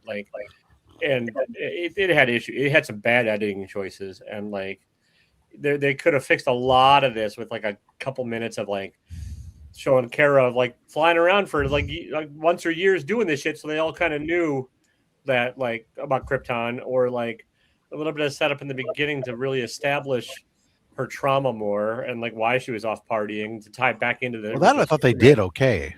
I think they could have tied it better to Superman a bit, like because in the beginning, end of Superman, like she shows up kind of happy-go-lucky and just picks up the dog, and then she's trauma in space, you know, like it's a little jarring there, but yeah, the way that they portray it, like if you strip it down for what they show you is like murdering is the answer, because the whole movie she's telling you it's not the answer, and she's sad and broken for missing her planet. Yeah, I think you kills and the I guy, are different and gets her interpretations home of and that. happy. Like no, like you're interpreting it differently than it. I think they intended, and that I got it. They murder was not the answer for Ruthie, like because she Ruby, whatever. The hell I'm not saying for Ruthie. I'm saying for Kara. That's Kara like, just needed Kara to kill kept somebody. saying it because she didn't want the kid to take on the burden because she knew what a trauma was. Not take Ruthie out of the conversation at all. She's not needed in this. Kara killed somebody and now feels better and gets to go home happy. Yeah, they don't. They yeah, didn't, exactly. The after effects were not great. They should not have shown her happy, but like that's what I'm saying. But I don't like, think the actual killing was the problem there. It was just the choices of like the editing and how they like wove it together. Yeah, they could have kept all of that with slight adjustments, and they could have made like I don't think that heroes have this problem where like you cannot allow them to have a scene where someone's life is taken. But it's the manner in which you present it. The way that they presented the Zod thing with Superman screaming to stop, crying, like you saw the after effect, you know, it wasn't something that was justified, glorified, or anything that he wanted to do. And then with Kara, you have a villain who's completely defeated, who's on the ground, unarmed, can't even stand up, and she just pokes. Yeah, they needed to do a better job of explaining that he would have come back and been bad, or she had repercussions from it. I'll agree with you. I'll grant you that. Some line of dialogue, you know, like yeah, because she has access to the Phantom Zone. We know that because she has access to the fortress. They have the entire ship over there that she just had to go break open jail cells to get people out of after it was on the ground. Even so, we know the jail cells are still over there. We just seen them. But they also did with like one line of dialogue. They didn't really show it. That would imply that Krem was or whatever Krull or he's so forgettable in this fucking movie. That like he was almost as strong as her. So like yeah, but they also established the jail cells are strong enough to hold him to have Lobo in them. Who couldn't they didn't establish shit with Lobo. Yeah, do they didn't show his strength or anything. They just said he murdered his family. But then he has a code. Well, she doesn't want to engage him because he's like a god, but then he's like, "Oh, I'm in myself." Oh, I got caught. Yeah, it was so that Lobo was me. People love Momoa, but there was such a bad mishandling of him. I think because he got super defensive. I was like, "No, I have a code." I'm like, "You literally like your first introduction is like he murdered his planet and his family, but then he has a code that you don't ever explain or ever go." It's like. Yeah. I can tear apart the rest of the movie pretty badly, but yeah, it definitely can't move on until there's new shit to bitch about. But like I said, it was we got that coming up here. We got Odyssey. We can all. I'm pumped for the Odyssey. I got my tickets. I'm hoping it'll be good. Huh? I'm seeing it on vacation. No Way Home or whatever it's called, whatever this new one. I hate the Spider-Man titling of movies. Just Spider-Man 4. Wait. Steph, are you going to see the Odyssey in theaters? Maybe, yeah. Theaters. Both? Theaters, huh? Yes, I will be, buddy. Yes, I definitely will be. So as much flack as people are trying to give the Odyssey, and as much like YouTube or grifter space is trash talking the Odyssey, this is the first time in I don't know how long that you can ask someone, "Are you going to go see this?" And they're like, "Yes," or "I'm going to try to." Like, there's no one saying I'll wait for streaming. I think what we're hearing about it from forget whatever you want to think politics. Forget two casting choices. Forget that. The fact that this is being one of the things that Matt Damon's saying why he wanted to do this is the fact, and he didn't complain about it, is that this is a lot of practical effects and stuff that going on. You know, it's them fucking waiting in fucking freezing cold water and doing shit and all and stuff. And so it's like, you know, kind of the way that people think. It's nice sometimes, as we saw what happened with Top Gun Maverick, when you shoot something with some practical effects and stuff, how much better it allows the actors to convey things I want to see it. I will see it because of the director. Exactly. The trailer and everything thus far is Ben Affleck plays a ever loving hell out of me. And I think Matt Damon is a piss poor casting choice. I hope I'm wrong. I agree with that too. I think Matt and Damon I will give Christopher Nolan, he's earned my trust and the benefit of the doubt. But thus far, I'm not enthusiastic. I will still go see it. Yeah, there's no CGI. That's right, Space Case. There's kind some of like when CGI. he was nominated, Just... like the sexiest man by people, Matt Damon. He's using film tricks, Taylor. Like I think he's using more he classical shot a lot of film it, but it's also like saying Mad Max had no CGI when it did. It's like there is. It's all background stuff, and it's like it's not main action stuff, but there's CGI and all of it. They make all the CGI in here is stop motion skeletons and shit. I wish. That would be awesome. Jason the Argonauts. Play-Doh characters. We're going to use Play-Doh to adapt Play-Doh's story. Do you guys remember Mr. Bill? Mr. Yes. Bill. Oh, yeah. Fire Marshal Bill. Rob remembers Mr. Bill. Yeah. I watched another really great movie, and I cannot remember its name, but it's so good. And I know, but great story, Steph. I want to know if anyone else out there knows it because I've been trying to look it up on my phone. Is it? It's about some survivalist camp gone wrong. Okay, in the snow-covered mountains. Is it a sequel? No, it's a movie. Well, sequels are movies too. This is true, but it's not a sequel. And it was really good. That's why I was trying to. Does it have actors in it? Yes, as actors, but nobody you know of note.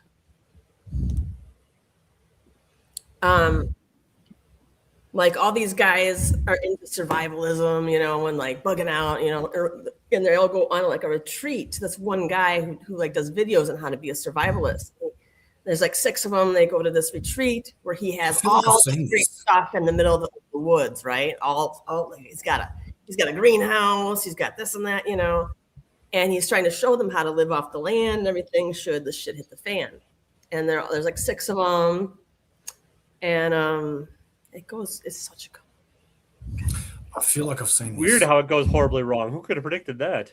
I know, right? Shenanigans ensue. Yeah. Did any of you guys see Young Washington? Not yet. Is it still around? I thought it was only like a week-long engagement originally. No, I think it's still in there. Dude, it outperformed Supergirl. I went and saw it. It's a recent movie. I saw it on July 3rd. I heard nothing but good stuff about it. It got really good reviews. It was good. I mean, it's very focused. It's not like here's the whole story of George Washington. It's just French his Indian War, right? Yeah, it's French Indian War. His first encounter where he's not victorious initially, and then how he learns, but shows how he learns from that and applies that, and the dude was never inspire based on some of his what he learned, how he. The only inspires. thing he ever won, Rob, was an election. He's like famous for knowing when to retreat. Well, when you don't exactly have an overwhelming force and you have to fight an asymmetric, but he learns and to a very early on, this battle shows he learns the idea of asymmetrical warfare and learns how the battlefield has changed versus the traditional European fighting of the time of just marching out in the field. And that's what he also touch on the bulletproof president myth. Oh, one person I was talking about, that's some of the coolest lore ever. Yeah. At the end of this battle, after not the first bit, but when they go back in the second part of the movie, at the end, it's the whole thing of like there's bullet holes in his like jacket and his hat and stuff, but he's unharmed. I can't remember what the name of that famous tribal chief was who's like on record talking about how that's all they portray that. They portray that like the Indians that were fighting with the French meet with him and are introduced to him by another Indian chief, and he basically says that we were trying to. I told my men to kill you. They don't miss, and nobody got you, and so we're not going to fight you. They thought there was something else. You're protected. Yeah. If people aren't aware of that, look into the bulletproof president hypothesis. like the most diehard of patriots and like kind of the more fundamentalist people think it's like divine intervention gets applied to the mythology of it all, but it's super cool, the actual like noted historical facts around it. Like this dude took bullet fire, but none of them hit his skin somehow. Yeah, go pass through the jacket just as he turns. It hit the jacket while he's riding and something, or his hat. And Luckiest man in that whole war. Especially in a time where just being grazed by one of those rounds could be death from diseases and. Oh, I caught my little toe. I'm a goner. I mean, yeah, no, I enjoyed it. Does it show a cherry tree? You know what's funny is actually they do show when he goes, when he's upset and he needs to vent when he's before he's an officer as a young man. He runs out to a tree and starts chopping on the tree. But there's no that fantasy idea of like who chopped down this cherry. Oh, I cannot tell a lie. Stuff. No, that's bullshit. But yeah, that's a lie. But there is this whole thing of him chopping on a tree to expend his frustrations at stuff. Going out and doing it, rolling up his sleeves and doing some yard work to vent. But yeah. Anyways, yeah, I enjoyed it. Okay, I think I found it. It's a Survivalist Retreat is a Netflix movie. Yeah, maybe that's it. I just watched. What are you talking about, Stephanie? Hail Mary. That's what I watched the other day. Hail Mary's awesome. I watched a little bit of that again actually. I thought it was pretty good. Yeah, I was surprised. It surprised me. It is surprising, but it is surprisingly light and buoyant and Buoyant is a good term for a movie. I'm going to use that in all my reviews now. I'm going to rate the movie buoyancy. It's more buoyant if it features women. What?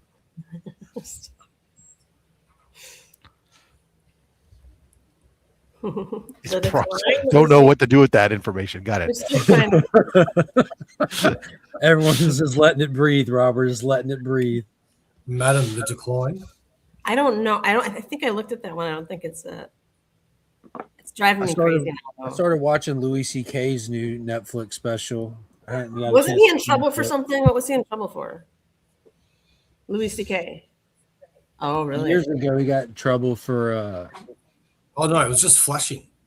No, he was in his own room, and someone just that was voluntarily in his room decided to speak on the voluntary events of in that room, and he just like, yeah, I'm stepping away for a while. He stepped away and just would put stuff out on his own website, and he didn't harm anyone or XYZ anybody against their will. That people just commented on saying he's a chronic masturbator, apparently.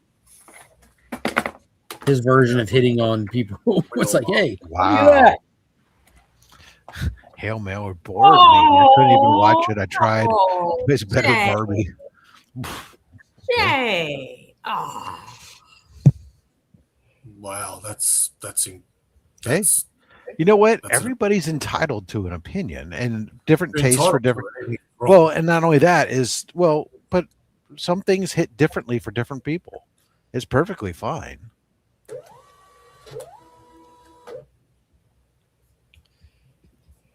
Probably looks like Washington's still in theaters. All right, we'll catch you later, guys. All right, Boski. Good seeing you. Sorry I didn't say that much. You just happen to be talking about a lot of shit that I haven't caught up on. So apologies. What was the most recent thing you've watched? I've just started to watch after that show we were talking about earlier, Widow's Bay. I've started to watch what's it called? They're stuck under the ground. Silo. It's like 3. Hey? Silo. Yeah, I've just started that one. Yeah, that's good. Yeah, I'm going to be watching the first few episodes from season 3 on vacation. It just started. Yeah, that's another one I like to binge. So I'm going to wait. I'm just waiting until season 3 is done, and then I'll. Silo's worth going through because I'm watching. Oh, dude, it's good. Season 1 is incredible. Like, how far are you into it? 3 episodes, maybe. I was about to say, by the time, dude, the first episode had me hooked with just wanting to know answers to questions they present. But Yeah, I know it does, but then I'm like, am I really going to invest all this time just to find out why? It's not a lot of time. It's worth it. It does a pretty good job. I can say I've seen both first 2 seasons, not seen season 3, so I can't speak to it. But the first 2 do a really good job of like expanding the mystery and keeping you like hooked without explaining a lot. Yeah, if that makes sense. Like you're still kind of like, what in the fuck's going on? But you're like, but the characters are good enough. And like the main story, what's her face? The main character is Rebecca really Ferguson. Put some respect on her name. Yeah. She's really good at keeping you engaged. So sorry, you know what? You know what the other show I'm bad with names. I've been watching. There's only one episode left, and it hasn't come out yet. But it's called Maximum Pleasure Guaranteed. Oh yeah, Bo, you and I have the same taste. You would like Sonorless Silence. Maximum Pleasure Definitely a porno. Right? Do you know who it is? It's Tatiana She-Hulk. Oh, yeah. I don't think of her from She-Hulk, but okay. Yeah, Orphan Black. Yeah, Orphan Black. Yeah, she was phenomenal in that. And you know what the show's about? She's like 40-something, divorced, and she's getting it on with a camera guy, as online. And as she's chronic masturbator. As she's talking to him, the guy gets beaten up, and the cop and she freaks out, and the cops are saying it's a scam. So don't feel bad for him if he calls and asks for money, and all this stuff just unwinds from it. But it is an odd title for the show, I got to admit. But it's Apple TV, and Apple TV don't miss. Apple TV is pretty good lately, yeah. It's pretty solid. I got to admit. Dude, I've said it 1,000 times. It might not have your favorite genre on there, but every genre they touch, they do like a tip-top job of it. There's nothing of low quality on Apple at all. Well, one of the best things I've seen this year is Ted, the TV show. I haven't seen that one. That's on the cock over here, I think. Oh, is it? Okay, I thought it was the same thing. All right. So that's a prequel to the comedy movies, right? The teddy bear one. Yeah. Yeah, I think that's on the cock. Yeah, Peacock. Yeah. Speaking of, good morning, Bleak. Oh, thanks for that wonderful intro. Segue. When Mark thinks of the cock, he thinks of Bleaker. That happens a lot. By the way, Bleaker and I are getting ready to star in an old Western movie together. Yes. Bleak is clearly the gun shooter. Yeah, he's the bad guy. No, he's got aces and eights and gets shot in episode 3. Rob, are you playing the conductor or the banker? Bleak, your ash can is here, buddy. I went back and watched your stream you did showing it off. What was it? 8 pages of awesomeness, teasing people. It is 8 pages of absolute fantastic awesomeness, man. I am thoroughly impressed. They look absolutely fucking amazing. Who did the cover? That looks like some Drac stuff. That is Drac. Right. That is some Drac art. Bob is the mortician. We've got just some awesome artwork in here. Wow. So, can you give us the premise behind the project, the book, the story, something? I can. This is a day in the life of Harvey. Harvey lives in a city called Side City. Side City is a city that grew on murder and blood, sort of sprouted out of the ground, I guess, so to speak. And people in this, the city sort of makes everybody go crazy. There are, I don't know, man. There's a lot of murder, death, mayhem. I can't explain it too much, but there's not a lot of kumbaya holding, Not a lot of kumbaya. Not a lot of kumbaya. There's now. Does you getting this creative project out of your mind onto page feel like the rest of us are safe for another week? Yeah, you guys are all right. You're good. Okay, you're good. Yeah. No, you know what? Honestly, it's just it'll feel intense for a while. Like he's got to get this out, or someone's not going to make it. Yeah, honestly, I've been trying to write something since I was a kid, and everything I write, I crumple it up and throw it in the garbage and say it sounds like something else, or if this is stupid, or whatever else the case may be. Well, that's something like I guess a lot of us don't think about is even, I watch a lot of comedy, and you see like people like the big thing of that is joke stealing, but there's a Yes. huge difference between joke stealing and we all share this world, so we all might share some inspirations as well. So having something that sounds like something else doesn't mean you're ripping off someone. Y'all just kind of had the same potential motivation for something, Yeah. Like Tom King totally stole True Grit. Yeah, but he didn't steal it. He literally said, "Yo, I love True Grit. I'm going to adapt it into a comic." I know. It's just so easy to wind you up. Yeah, it doesn't take much, does it? When you know my buttons, you know my buttons. Yeah, man, I'm pretty excited. It's a pretty cool story. Is it This- Kickstarter or how are you doing it? This will be a Kickstarter.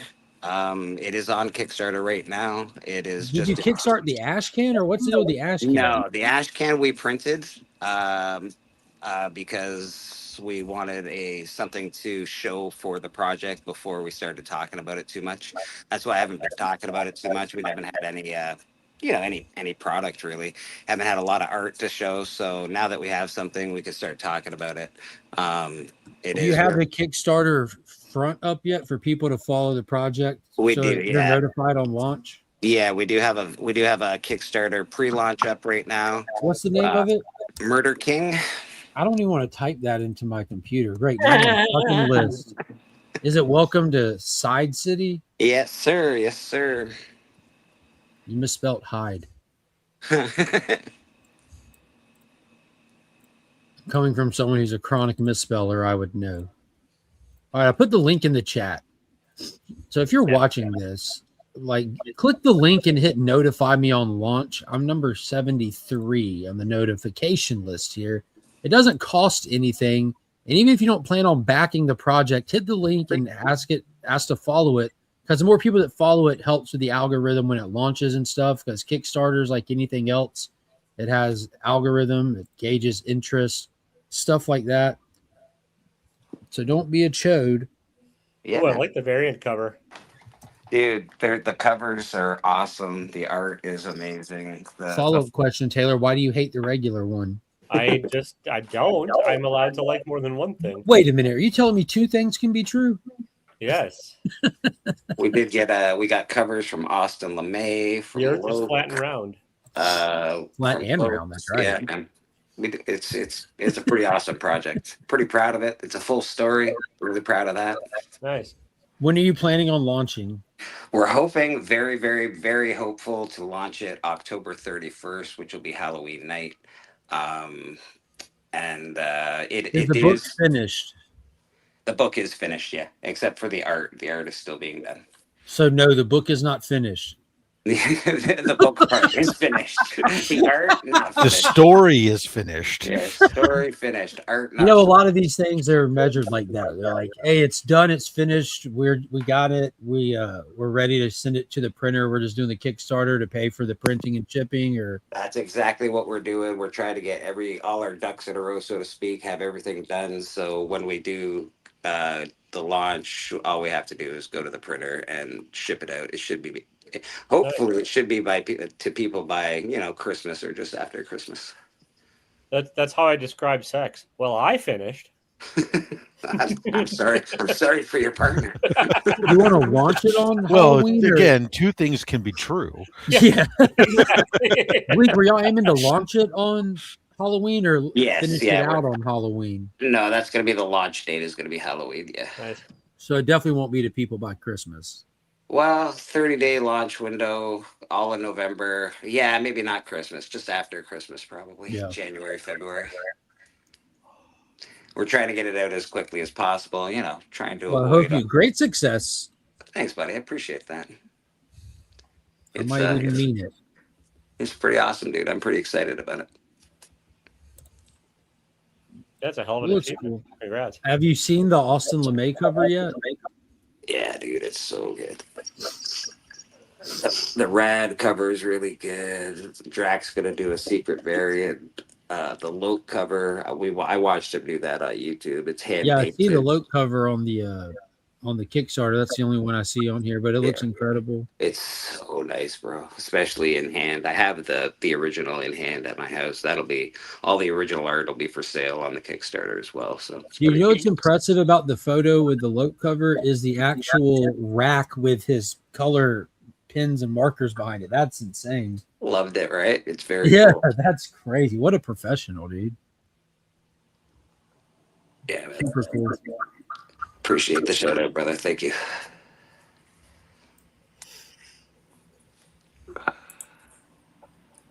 What's everyone else doing these days?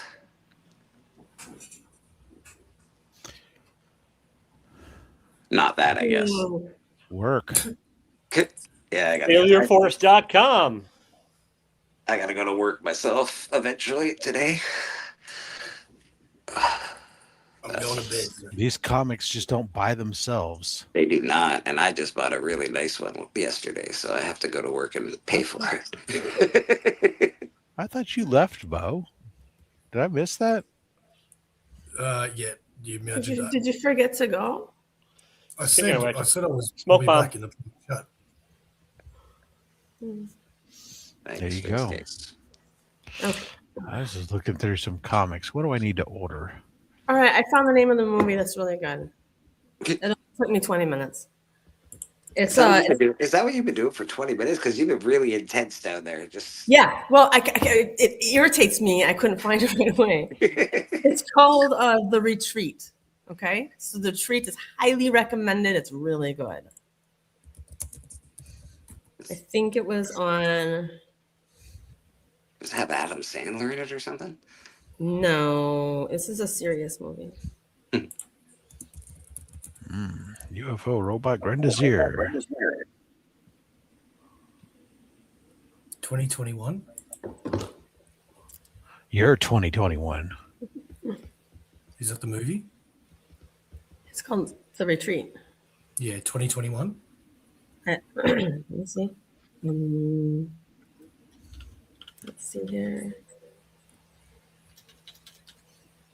It doesn't say when it was done here. Hold on.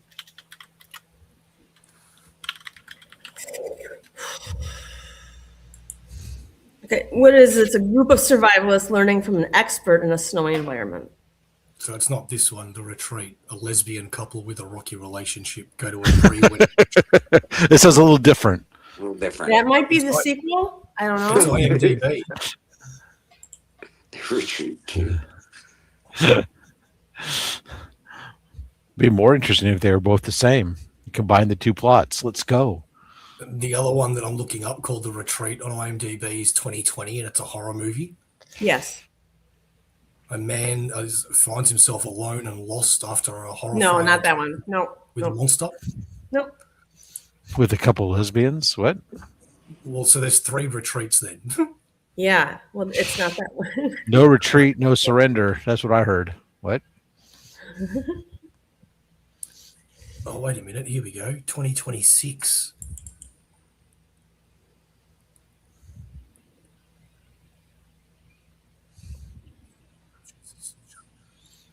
This is exciting. No. It's not it? What? I don't know. And it tells me, it gives me the accurate description of the movie, and it says it's called The Retreat. I don't know. Yeah, all the news we've got. What do we got in news this week, man? I think we got some cool news this week. I try to avoid the news. Nothing good. Yeah. I was just trying to find. Not the real news, Rob. The good news. Oh. V for Vendetta. The future of the James Gunn produced remake is unknown after HBO passed on the script. Thank God. Yeah, there's no need to remake it. It was fun. I liked the original. I like the original too. I'm like, let's just keep that one. I watch that all the time. I was like, I mean, according- I can accept the fact that it deviates from the story. That's fine. I like the original. I know the nasty wizard from Waverly doesn't like it very much, but that's okay. What about Nova? Apparently, Michael Walden is attached to do a Nova TV project. So I'll believe it when I see it. Break out your Novas, boys. Break out them Novas. Wait, well, which one? Yeah, exactly. Which one's it going to be? Is it going to be the Marvel Uh, Point One? Is it going to be the or Nova? or maybe they could do it like Green Lanterns. They could do it where we have multiples. We could have Richard Rider and Sean or little Alexander. I'm actually looking forward to that Green Lantern show. I know it was pretty controversial, the initial viewing of what was going on, but I don't know. It looks pretty interesting. I'm interested in it. What I'm not interested in is a Jimmy Olsen TV show, but that's okay. You're not. Shockingly, I know. Oddly enough, But he was the hero of that movie, though.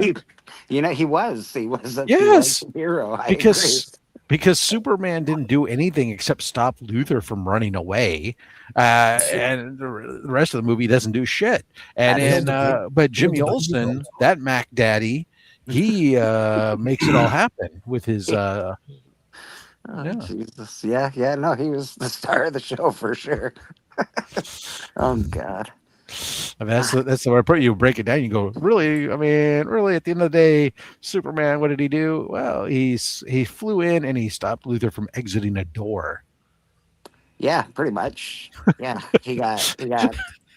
He held that baby up the whole time. In that, he's rescued a squirrel. I'm sorry. Oh yeah, and the baby. Yeah, okay. The baby. Thank you. Yeah, it's shockingly a really I know with all the fanfare and all the hype and the movie and the colors and the action, Superman's story in that movie is really sort of just the movie's not bad, but the story of his story, personal story in that movie is I don't know, bro, this is sort of shit. Yeah. That's why I'm surprised by so many people who just go on and on and on about it. And I'm like, we saw different movies, but that's fine. I mean, again, people can have their different opinions and they see things differently in different perspective, and that's fine.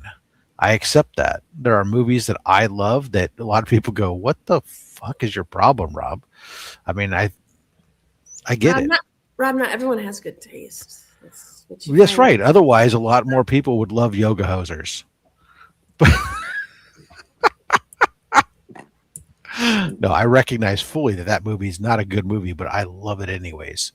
Don't fuck around with the hosers, bud. You're muted, Mark, if you're trying to talk to us. That's what most people lack, Rob, is the ability to do what you did right there. They watch something and they think if they personally had fun watching it, it is now universally good. They can't separate their entertainment factor from the critical factor of something. I use Sharknado as the example. You use Yoga Hosers regularly. Great examples. These are bad movies. Objectively. Bad movies. Yeah. Kevin Smith makes no bomb. He specifically said, look, this is a nepotism film and it's an homage to Full Moon Studios. And that was the key to me. When I hadn't seen the movie first, I had seen an interview with him and he talked about it, mentioned that it was a nepotism film and an homage to Full Moon Studios. And I'm very familiar with Full Moon Studios' catalog of movies. I used to have a ton of them on Laserdisc. And when I heard, what's that? When you said Laserdisc. So that is something Rob would say. I used to have a lot of Full Moon Studios on Laserdisc. Well, towards the end of Laserdisc life, Full Moon Studios was selling them for $1 a movie on Laserdisc. And so I bought a ton of them.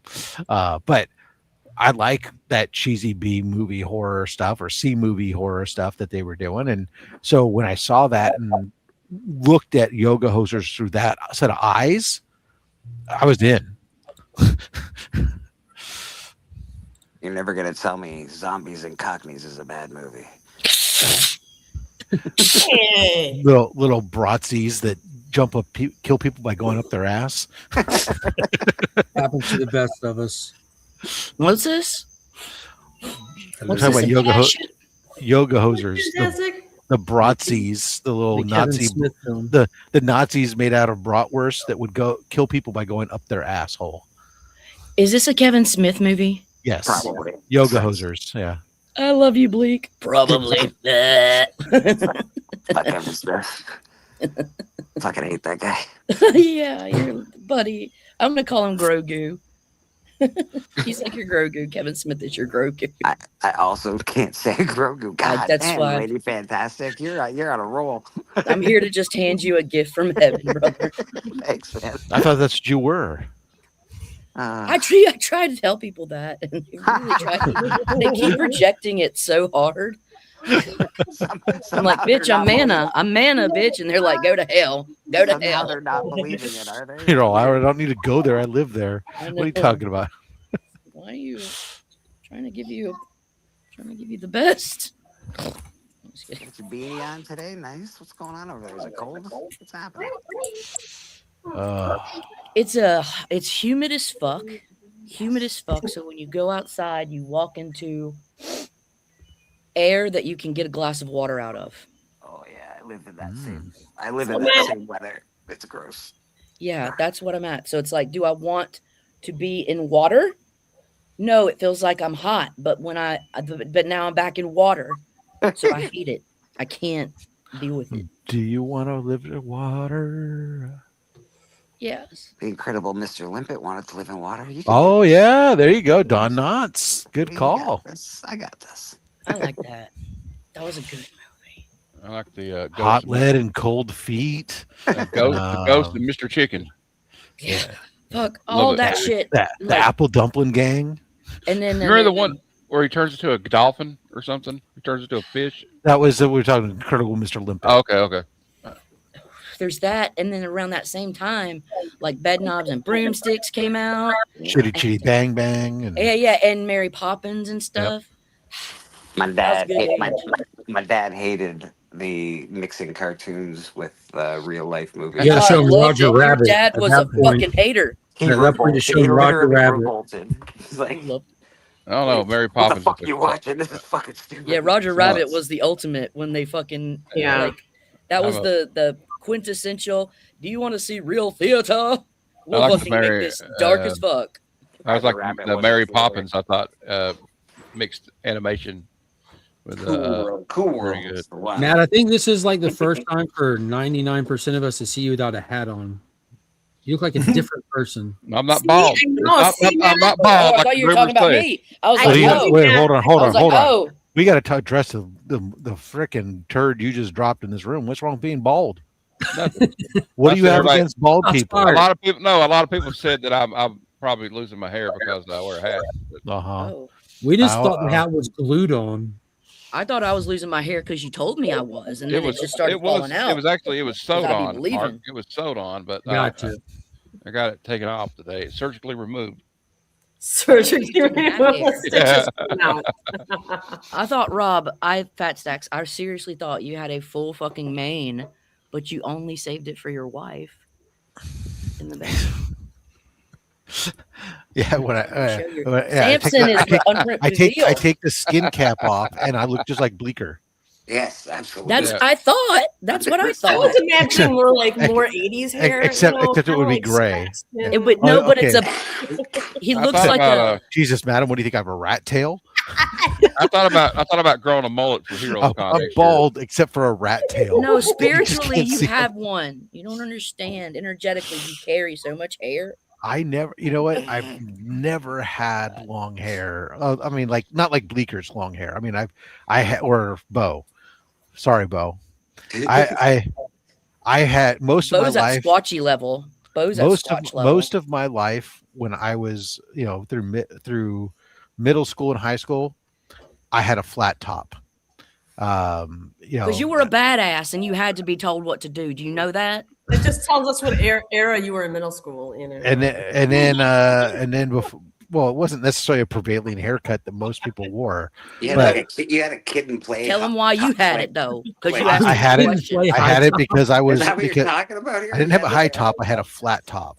You were precocious, wasn't you? It was because I was all locked. My career path at that point in my mind was I was going to be a career in the military, and a very straight edge. So I had a flat top, but before that it was just a regular, kind of normal haircut. Kind of like a flat top, like Bill Paxton in Weird Science, right? Yeah. Yeah. And that classic 50s. Chet. late 50s Chet. flat top. I love Yep. Chet. Yep. Well, Rob, I gotta say, a lot of people can't pull off being bald because they just don't have a good shaped head. Yeah, for you do it well. You do. Oh, I thought you were going to say after talking to Rob, you really know that to be true. I think I'm gonna go with the Billy Ray Cyrus business in the front part and the back mullet for a Heroes Con next year. Yeah. Well, I got an achy breaky heart and I need a water and a coffee. Well, so madam, I'll be I know that was one of my concerns when I was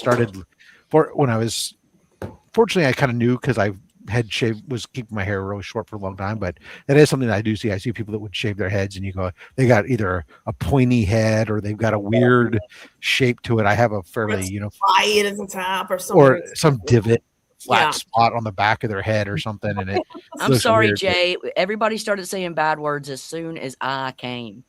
So if you want to know where the sinning came from, I'll be right back. If I imagine if Rob shaved his mustache and walked into on his family, pause. and I won't call you. I would be weird because I have not had a mustache and at least the goatee since 1991. I think 1992, 93.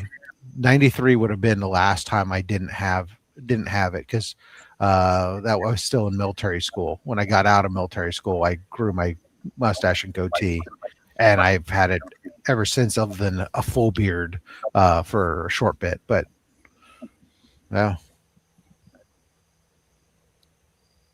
I've shaved and had long hair periodically through my life. So yeah, I would be afraid at this point in my life to shave my goatee because I've had it for so long that I'm afraid that like the skin is like really white underneath it with tan lines. It's like the tan lines that nobody wants to see. You shave it, but it's still there technically. Right, exactly. Actually, what's really funny to me is like is now my dad, my whole life my dad never had facial hair, and now I see him and now he's grown the goatee and stuff, and I'm like, I'm glad I'm having influence you, Dad. But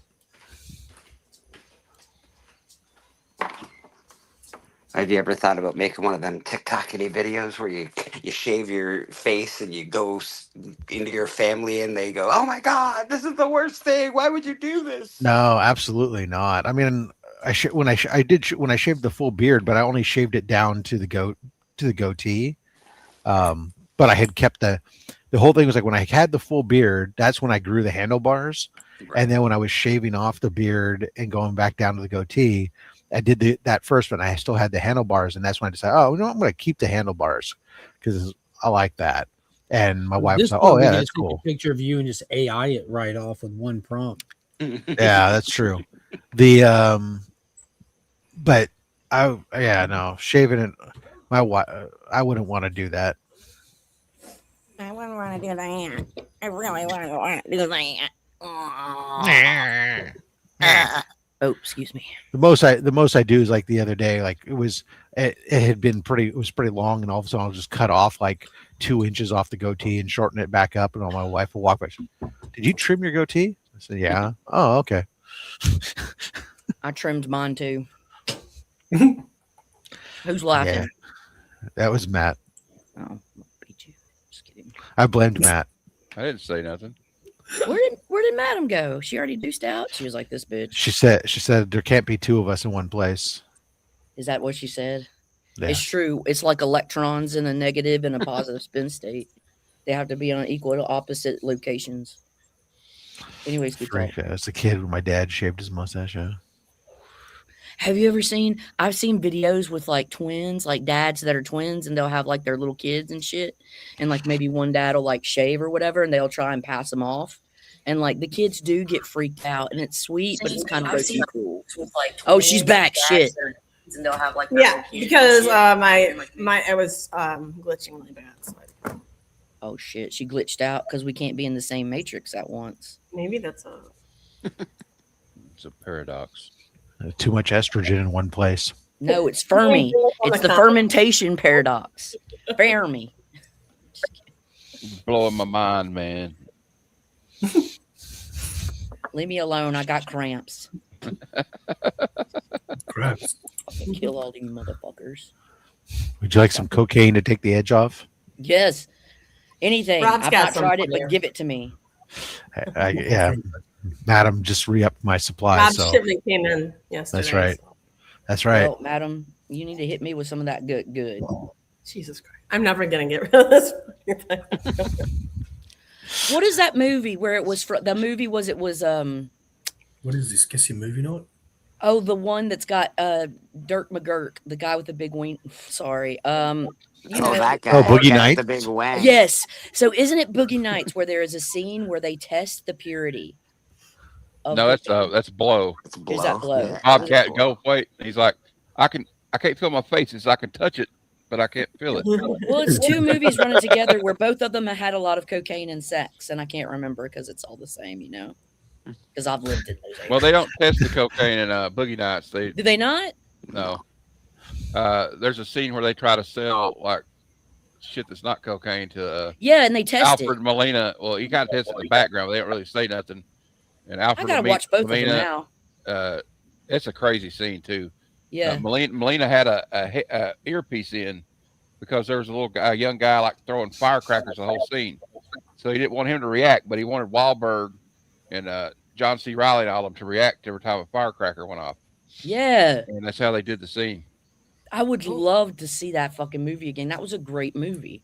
It's a good What movie. about Rush? Wasn't Rush the first Rush with Jennifer Jason Leigh? That's a That good was movie. later, though. That came Jason after those Patrick. movies. That's a heavy Rush movie. is heavy, though. heavy. Yes. Yeah, You that's a want to heavy talk movie. about a Too heavy heavy. movie? No, Jason this was Patrick, not as yeah. heavy. This was more just like this was drug scenes and Yeah, this one, Rush is also a drug scene. Although Eric Boogie Lawson. Nights is heavy too in some parts. So Yeah, Cliff. I heard Cliff was just killing it. Cliff and Eric. I mean, he did great. Cliff is so talented and so Cliffy, and you know, I'm sure they had a great repartee. So yeah, I just can't. They start with Shitty Weed. What movie? Oh, they start with Shitty Weed in Blow. Yeah, and below he starts selling weed first. And then It's shitty, yeah. he gets a bachelor's degree in cocaine when he goes to prison. That's right. Where did you That's get a yours, good movie. madam? So is Same place, prison. Oh, okay. Come on. I didn't want to assume. I didn't know if I didn't know if you got it while on vacation in Colombia for No, extended period of I've time. done time, and that's where I picked up all my skills. Colombia. That's Got where I got my hippo, my cocaine hippo. She went to the University of Medellin. Yeah. And so we brought the cocaine hippo to Miami, and now somebody's writing a comic book about the cartel he started down based there. on a true story. Based on a true story, for sure. I have that comic book and it's awesome.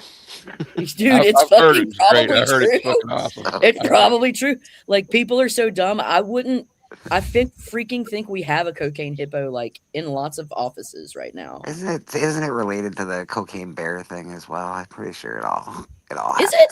I Yeah, don't know. I I don't think know it cocaine bear. is. I'm pretty waiting for sure it Cocaine is. Shark. The cocaine It's Cocaine Sharknado. Yeah. Cocaine Sharknado. That'll be free base. Yes. That'll be a free base NATO. That's The real- insanity talking. Someone should pay you for that idea. No, I don't want to see a cocaine Sharknado. Cocaine Sharknado meets Anaconda and piranhas. Oh. I want to see Angel Dust Sharknado. Get PCP in the marine life. Come talk Hey, to if me. you wanna see Let's a real see. bad- I haven't heard that word in so long. If you want to watch a real bad movie, watch Sharkula. It's the worst movie I've ever seen. What if all right. what if I watch it. what if the piranhas got on meth and all their teeth fell out? you have all these piranhas just gumming You are people. so smart. You are so smart. That's how we get rid of the fucking animals. That's how we get rid of the sharks. We get them on meth first. Then they can't. They just gum us. They just gum us, dude. Like, quit gumming me, bro. What? Quit gumming me. The teeth make it. One tooth piranha. Cocaine megalodon. Yeah. All right. I'm just playing Jay. Jay thinks I'm evil Knievel. Evil Knievel, that'd be great. You got dirt bikes? You're gonna jump in a canyon? You know who likes Evil Knievel more than anybody I know? Me. Fucking Digger Jim. Oh. I gave him a goddamn Evil Knievel comic, and he about cried. Oh. Like your little inner child. Nice. Good for him. I know. I was like, damn, child, you really. I actually came across the other day at the when I was at the last toy show. I finally came across an original Evil Knievel stunt cycle in box. How much? Wow. It was too much. How much? I want to know now. Yeah, it was a grand. This guy was asking over $500 for it. Wow. Now I don't know. Maybe it's worth it. I don't know. I don't know. I would have to do research. I really don't know. Yeah, but it was more than I was willing to spend for it. So I bet Digger Jim would have gotten it. Even if it was worth it. They had to be about $75 when it came out, though, didn't they? Oh no, not back then. They're probably like maybe no more than $10 back in the day. Because I remember the thing that you had like spun and then Evil Knievel flew out of it. Yeah. Yeah. Okay, that's what. Oh, Jesus. Yeah, because then we'd line up all our Tonka trucks and we'd have it and get a milk crate and a piece of plywood and you'd have it fucking jump over all your Tonka trucks and shit. And we tried to get it to jump over like a creek, like Snake Canyon one time. We'd go up on climb up on the roof and have it try to jump off the roof and do all kinds of stupid stuff with it. I'm more of a Super Dave fan myself. I think he really nailed it. Super Dave was awesome. He was hilarious. That's what I'm reading. Space Collectables. We go. It's been 2.5 hours about that time, and that's about all I can handle. So, same here. Oh my god! Oh my god! Oh my god! Calm down. Oh my god! Before you leave, Space Case wants to know what's the best book you're reading. Me. The Bible. Well, you're one of the people in general on the panel, so. Bible. Let's see. What book am I reading right now? She's reading None. Elena Blavatsky's fucking Isis Unveiled. What? No book right now. So controversial. All right. Well, then how about you, Bleeker? What's the best book you're reading right now? Sausage Nazis. That sounds great, but I'm rereading the DC's Warlord. I think it's really good. Mike Grell. Yeah. Yes. Yeah. Yes. You're getting into that, Blake. Are you? I have almost the whole run. So yeah. Man. I'm getting into it again, if you might say. I love Grell. Oh, when Mike Grell does sword and sorcery. Yeah, dude, it's awesome. I like the story. I like Mark. How about you?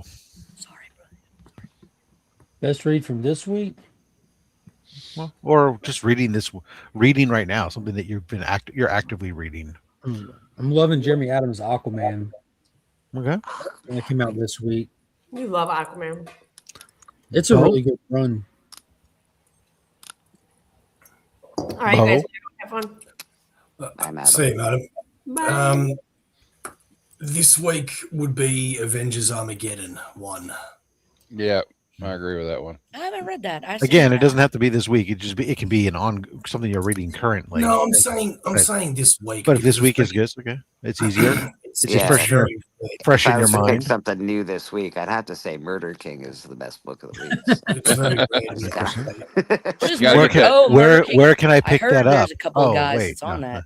Murder King. Actually, I have 50 copies. Callie will have 50 copies. Drac has 50 copies, and Rad. We need to get in touch with these people.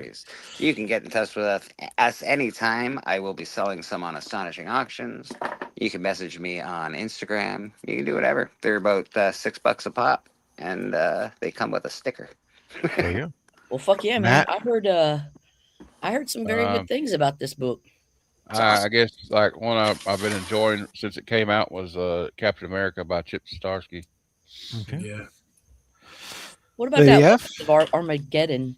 I apologize, sir. I've not been doing too many picture books. Armageddon's good. Good. I've been That's what I've been wanting to get it and the America, so I can read them kind of in tandem. The Zdarsky, but I've been doing a lot of, the Enuma Elish, the Atrahasis, Nagamati, not comics, but actually kind of comics, but from way back. Yeah. Bye, peoples. Take it easy, Bo. Good to see you. I say for me, For ongoing, Transformers had been for a while, though Transformers starting to not be as obviously there's been writing change and they're trying real hard to work into getting the shared universe stuff connecting, I guess. But so it's not really doing it for me quite as much, but I still reading that one regularly. But for this week, as I already discussed, I mean, I've that fucking Operation Iron Casket. Oh, I have a copy of that waiting on me at the LCS, Rob. I'm excited about it.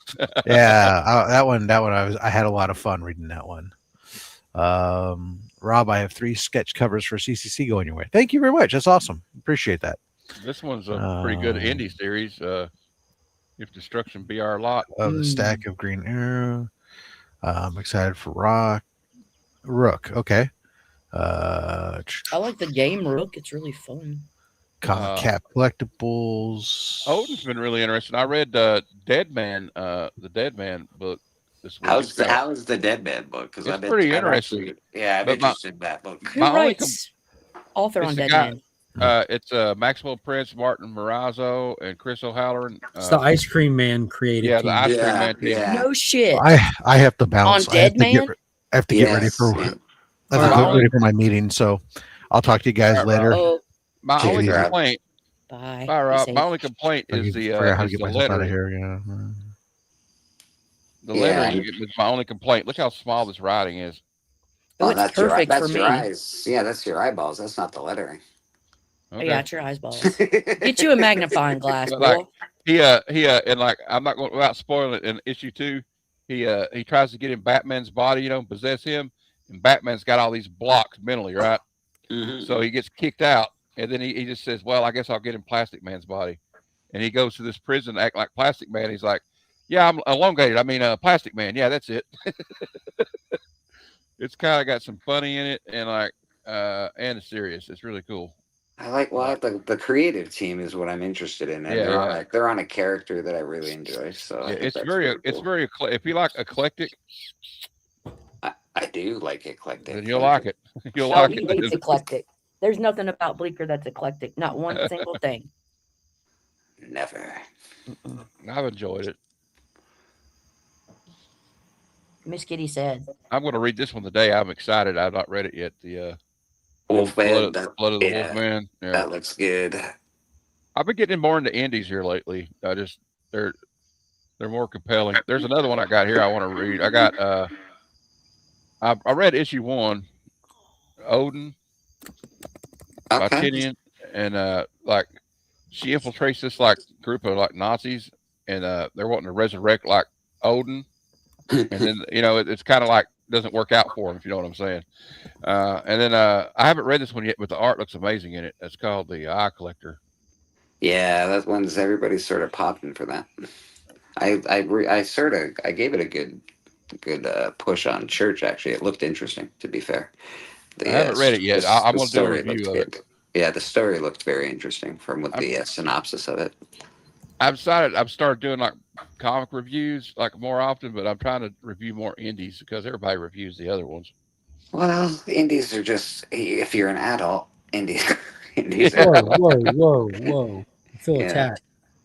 So I didn't mean a personal attack on anyone. That's what it felt like. Hey, Mark, I attack everybody with my personals. Y'all want to see what I picked up yesterday? Yeah. I got these some of these from SD Rum. We got this one. I got some STDs. That Rick Buchler cover, man. I love that. This is my era right here with Avengers. Now you're talking my shit. Yeah. Steve Englehart, Rick Buchler, Get issue 100. Barry Windsor Smith cover of Avengers 100. That's a fucking maze. That's great. Good. You got taste now. Oh, you'll like this one. This man's y'all like this one. Look at this cover. Oh my God, yes. Look at you. Look at you coming into your own, child. Knowing who the fuck you are. I love it. Give it more. Speak your truth. But Danny Warren Johnson. And my friend, he threw this one in for free when I bought some stuff. It's that's a great that's cover. Cool. It's a cool cover, ain't it? It's gnarly. It's trippy. And I like the old Spider-Man. Yeah. That the Bronze spider. Age, the got- Bronze we Age, got good. Look at that vehicle, man. It's gonna take him somewhere Spider fast. buggy. Yeah. I got Have you read the old Spider-Man? I'm just wondering. Me, I I just don't like- like Spider-Man. I like the covers, but I don't I read just, it. Yeah. I like the pretty colors. He bores me. I would take I a black got, cat, but that's it. McFarlane. Oh yeah, McFarlane. He does some beautiful stuff, you know. Pretty boy. First appearance of Manchester Black. That has got me interested. Is Jimenez right on that? Who is on this? This is Kelly and Tim Bradstreet did the cover. That's a great piece right there. It's like, you ever heard of the what's the name of his group, Mark? Manchester Black. He's got the Elite. It's called the story's called What's So Funny About Troop Justice in the Elite. America. Okay. Yeah, the Elite. I don't know about that, but now what Space Case is talking about? Grim Reaper, Grim Reaper, What is happening? Black Knights. I got these ratio variants from the old Do I gotta IDW. change my name to Grim Bleaker now? Is that what's going on? This is like Larry Hama did these preliminary sketches for these variants. Oh shit! He just be making them real quick, and they just be doing what he says because he's so good. Yeah, they're totally preliminary, so you can still see like where he's. Yeah, but it's not preliminary. It's like, damn, he just does all the work, and they just be putting on pins. Yep. Damn, Larry. If I get to meet him again, I'm gonna give him a sign these two because it's. Be like, Larry, fill in the rest, bitch. No. Yeah, hey Larry, I'll pay you extra to color it in. Finish it. Yeah, I'll give you a 5 spot if you could color this for me. Yeah, he'll laugh at me. Here's 3 Crayolas. Do what you can. Boom. Give him the right 3, and you can do a lot. I know. I have G.I. Joe #1 in the Treasury Edition that's signed by Larry Hama. It's pretty awesome. That's Are you awesome. serious? It's pretty awesome. How are you keeping it contained? How do you protect it? I put it in a drawer that's No, very big. not good enough. That's Not good very enough. big, and it has a We plastic. need to get this man a Mylar Treasury bag. Oh, You're it's gonna got make- it's got a top loader on it. It does. It's protected. It does. Then? It You have it does. sheathed. It is sheathed. Okay, you need to keep it sheathed because I can't be having that shit be touching just anything. I had the treasuries. I made my own like kind of like way to protect them. It's weird, but it worked out. You put them in I had one I put in a picture frame. It's like a Superman treasury. I've got a bunch of. I like treasuries I do for too. some reason, so I got a bunch of them. I don't have the Muhammad Ali one yet, but I'll get it. It's I have coming. the facsimile of that. I do. I got the facsimile of it, but we'll get it. Jay, do you know what Magdala means? Do you know what that word means literally? It's a place. It's not just like the end of a name. It's a place, and it means something very specific. It means song. encounter. It was a song by Perfect Circle too. Magdalena. Yeah. Perfect circle. Tool for your sister. Yep. I love well, it is tool that wants to get some pee. Yeah. It's more like that's a good way of describing it. Come on, guys. Can we just tone this down a bit? What? There you go. Look at that. She just wants a kiss. We just want to kiss, guys. I just want a kiss. Get James E. High in there. Stat. I don't need to be making out. We just want like sweet kisses. Okay, we went too hard. We went too hard. That was too hard. We blew a string in the bass and mommy.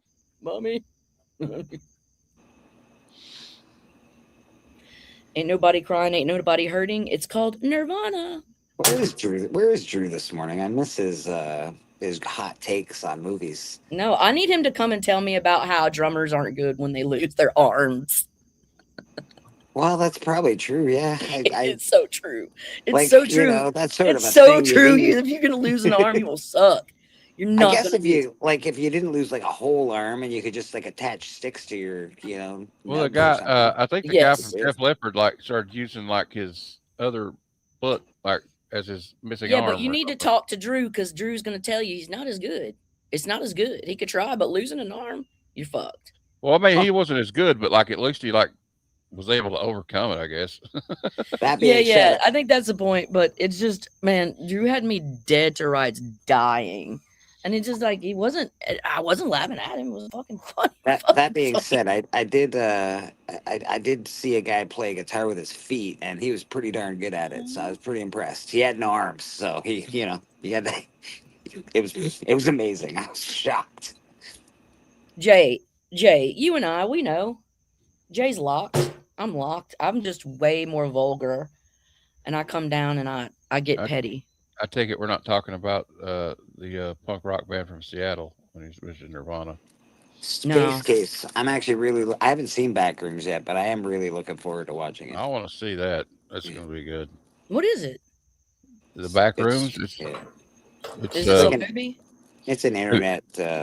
It's based on that internet like thing, the Backrooms, the liminal spaces thing. Yeah, but Kane Parsons is like when he started doing his version of the Backrooms, he was like 15 or something like that. And now he's 20 years old, and they've given him a full movie. He's a YouTuber that did awesome stuff, like these 10-minute, 3-minute videos on YouTube. They were great. Cool. And creepy as hell. Now he's allowed to do a full movie, and it absolutely crushed at the box office. So okay. Pretty like not everybody loves his version of the Backrooms. There are purists that are like, that's not the Backrooms, but who gives a shit? I don't even know what a backroom is. I've been there, and that's not it. Oh shit! Not it. Not the well, one. it's like I think the thing I've been about the here since the Backrooms is first like 4chan post, and that's not the Backrooms, guys. Yeah. You guys don't know what you're talking about, totally. Oh shit! What the fuck are you playing with, Mark? What is it? An Avatar or Mortal Kombat? Mortal Kombat. I'm trying to open these so Finn can take him with him on vacation here in a little bit. Yeah, you're gonna need a Liu Kang. Gonna need a Liu Kang. Yeah. That's what he does when he kicks. That's his bicycle kick. Yeah, exactly. You know. I know. And then he does a little boy when he does his holds up a leg and he hits a hot ball. Yeah. When he throws his hot balls at you. Yes. Oh my god. Fucking 300 million. Is that what they took in? Because it didn't cost nearly 300 million to make that movie. They must have crushed it. Damn.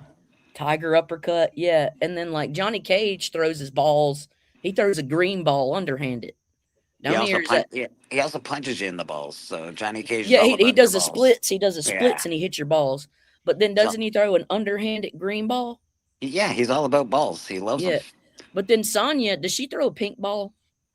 I feel like she throws a pink ball. She throws pink circles at you. Yeah. She does it's balls. She throws pink energy donuts your way. Yeah, that's what I need though, is pink energy donuts like a motherfucker. I could use a pink energy donut. I feel like it does. It sounds great. That sounds wonderful, actually. Oh, fucking pink energy donuts for the people. She just throws pink energy donut holes at you. I'm going to hell. God damn. What else did anybody do? Raiden. There was Raiden, and he went straight, doof, he shot at you. Already opened that one. Raiden? Yeah. So Sub-Zero we got.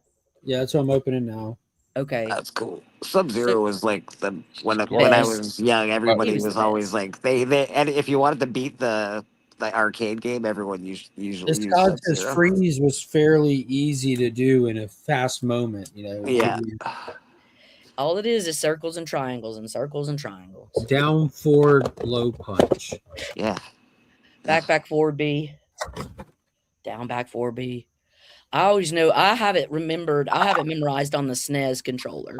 So you get me with a Mortal Kombat game and a SNES, and I will make you wish you were never fucking born. Listen, I can button mash with the best of them, so don't fuck No, around. I ain't talking about no button mashing. I'm talking about Noob Saibot sending you to hell. Oh no, I MK3. Mashed. I'm gonna mash, and then I'm gonna mash you. My dad was a masher. Y'all watch It's Always Sunny in Philadelphia? Yes, but not. Yes. I've watched it in years. Not the full thing, but I've watched shows. Yeah. So anyway, I just started blasting.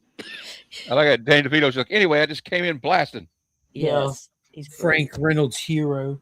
Yeah. He's Like one amazing. when he's doing coke on the bar and then everybody's there watching Did you him. remember when he like started a Russian roulette thing in the basement? They're like, "What are you doing down there?" He's like, "Well, this is back when I was in Nam." He says, "Dad, you weren't in the army. You went to Vietnam in the He ran 80s a on a business trip." sweatshop. Yeah, What did he watch? Deer Hunter? yeah. Shit. Deer hunter, and then watched Walken do a dance in a music video. Yeah. Fucking shit. Walken's Walken's I like crazy, Walken. man. I like DeVito. I love DeVito though. The He's DeVito funny. honey badger energy is what I want to Make embody. yourself big, Mark. We got to see your Yeah, new show us toy. your fucking guys. Yeah, I'm man. actually recording shorts content right now. While Oh, I'm I hanging out with see. y'all. Can't we be part of it and you just make yourself bigger? So most of the toy stuff that I have a lot of toy content on my channel, a lot, and like 95% of it is just on shorts. You do it for your kid. And your kid, like your inner kid, and then your Yeah. outer kid. But You've got all both. the toys that I open, like they play with. You know what I mean? I know. Well, that's the joy of it. You get to do your inner kid thing by finding it, and then like Which you is hand it to your outer unfortunate kids. sometimes because some of these things are not cheap. Like there's the I know they're chase not. figure for Noob Sabat. That's the noob. I was telling you, I would take you. Jesus. I will God take damn. you. Take people to hell with Noob Sabat. You take them to That's a hell figure. That's a figure. Why is that figure $75? because it's noob, bro. No, You because can't it's be a getting chase. noob Sabots anywhere. It's a chase figure. Duh. God damn. My parents would never have bought me that shit. Just like Cyrax, Yeah, probably. mine neither, but I'm a parent. Yeah, that shit changed in this house. We're different here. Oh, you want the BRB. $75 one? Now we're going to the dollar store for this guy. There you go. Got you a bag of army men. Have fun. The Scorpion for the set is expensive just because it's Scorpion. The Jade was a chase figure. Noob Sabat was a chase figure.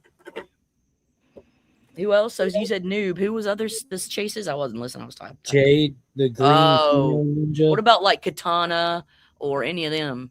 Katana is not a chase figure. Jade is a variant on the. What Katana about is the Reptile? normal- What about Reptile? Reptile's the newest one they just released, pretty much. And But he's not a like- chase. He's not a No, chase. he's affordable. Shang-Chi. But what McFarlane has done is like there's not really accessories with these, but what'll happen is like Reptile has been released, Raiden has been released, but then you can get a 2-pack with them, and Raiden, instead of having the blue tunic on, he'll have the red tunic. Reptile's legs are translucent. They can whereas, trade like, dresses and shit. Reptile's legs are translucent, where he's kind of fading into his invisibility mode, but it'll come with the reptile head, battle damage, alternate hands, the lizard tongue, like all the accessories you want. And then those 2-packs will be like $200 on the secondary market. God damn. Because everybody wants the accessories and stuff. Yeah. Yeah, that makes sense. Yeah, well, like this, used to sell those replacement packs that had all the different like accessories for the 3/4-inch GI Joe figures. And if you find those in box, they're pretty expensive still today. That's because they make a huge stuff in it, Matt. All of that stuff makes a huge difference. So, like the Castle Grayskull. Yeah, you can sell it for nothing price, or you can sell it for I have all the pieces price. If And you it's got a all the big pieces, difference. it's way different. Instead of just if they have to, I've seen people have to sell just a shell of it basically for like cheap. But I have most all of the pieces. I don't have. I think there's a flag that I'm missing. Oh, if you have all that stuff and the decals and all those little cardboard little things that went in there, yeah. I have most of it. I do have a full Monstroid. It's a thing that spins, the He-Man toy that spins and stuff like that. I still got in the box, actually. I don't remember what they call it, but you remember the little slime pit thing? You can put them in, and like I still have that somewhere. In Maybe the that's what it was called, the slime pit thing. That was a She-Ra toy, actually. Okay. Come here. I can't remember what it was called either, because I used to have it. It used to have like a snake that you put your hand in. Yeah. That snake is the thing that always disintegrates in that particular toy. Yeah, like if you touch it years later, it'll just fall apart in your hands. Yeah.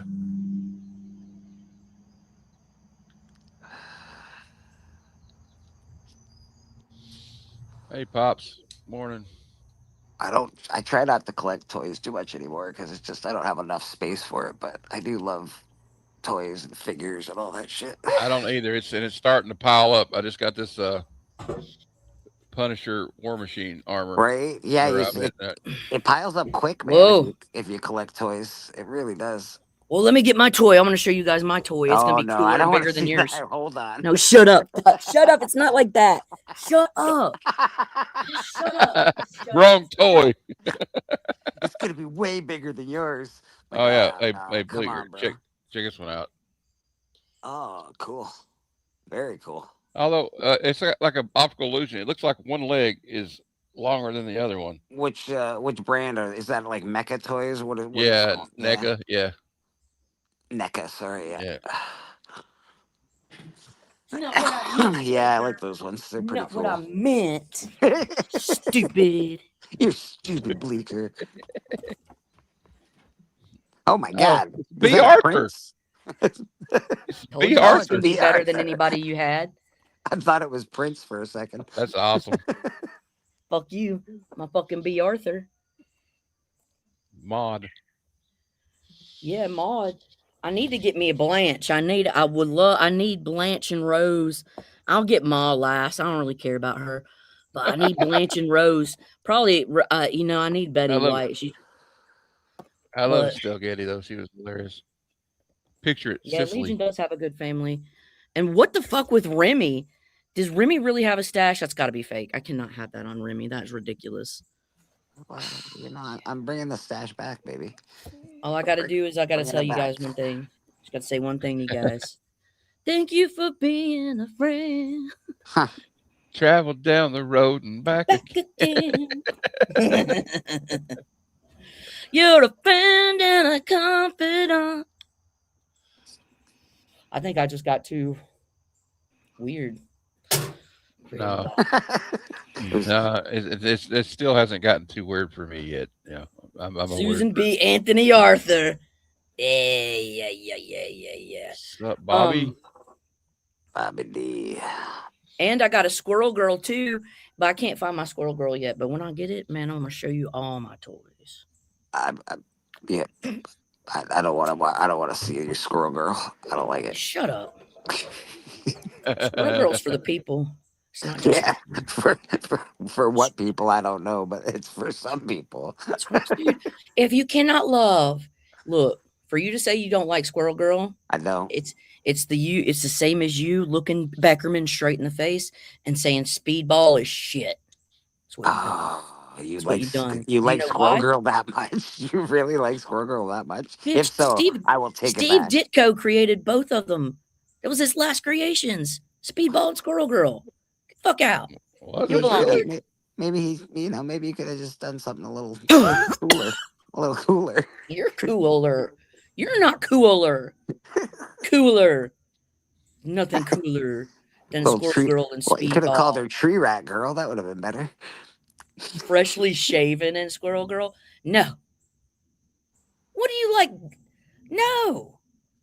Squirrel Girl? No. Tree Rat Girl? Yeah. What are we talking about? Rat tails? No, I don't want to know.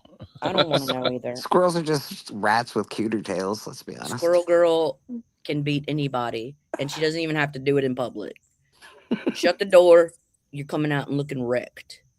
All right. I'll back off. Jesus. All right. She beat Doom. She beat Taskmaster. She's going to beat Galactus. That's what I'm talking about. She beat fucking Doom. Get the fuck out of here with this shit.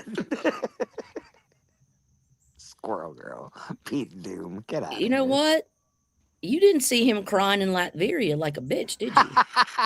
That's true. Writing poems about his feelings and shit. Have you ever seen that issue of I'll get you that issue. Did you ever read that issue of Power Man where he goes to Latveria to get his money back from Doom, and it's like $200?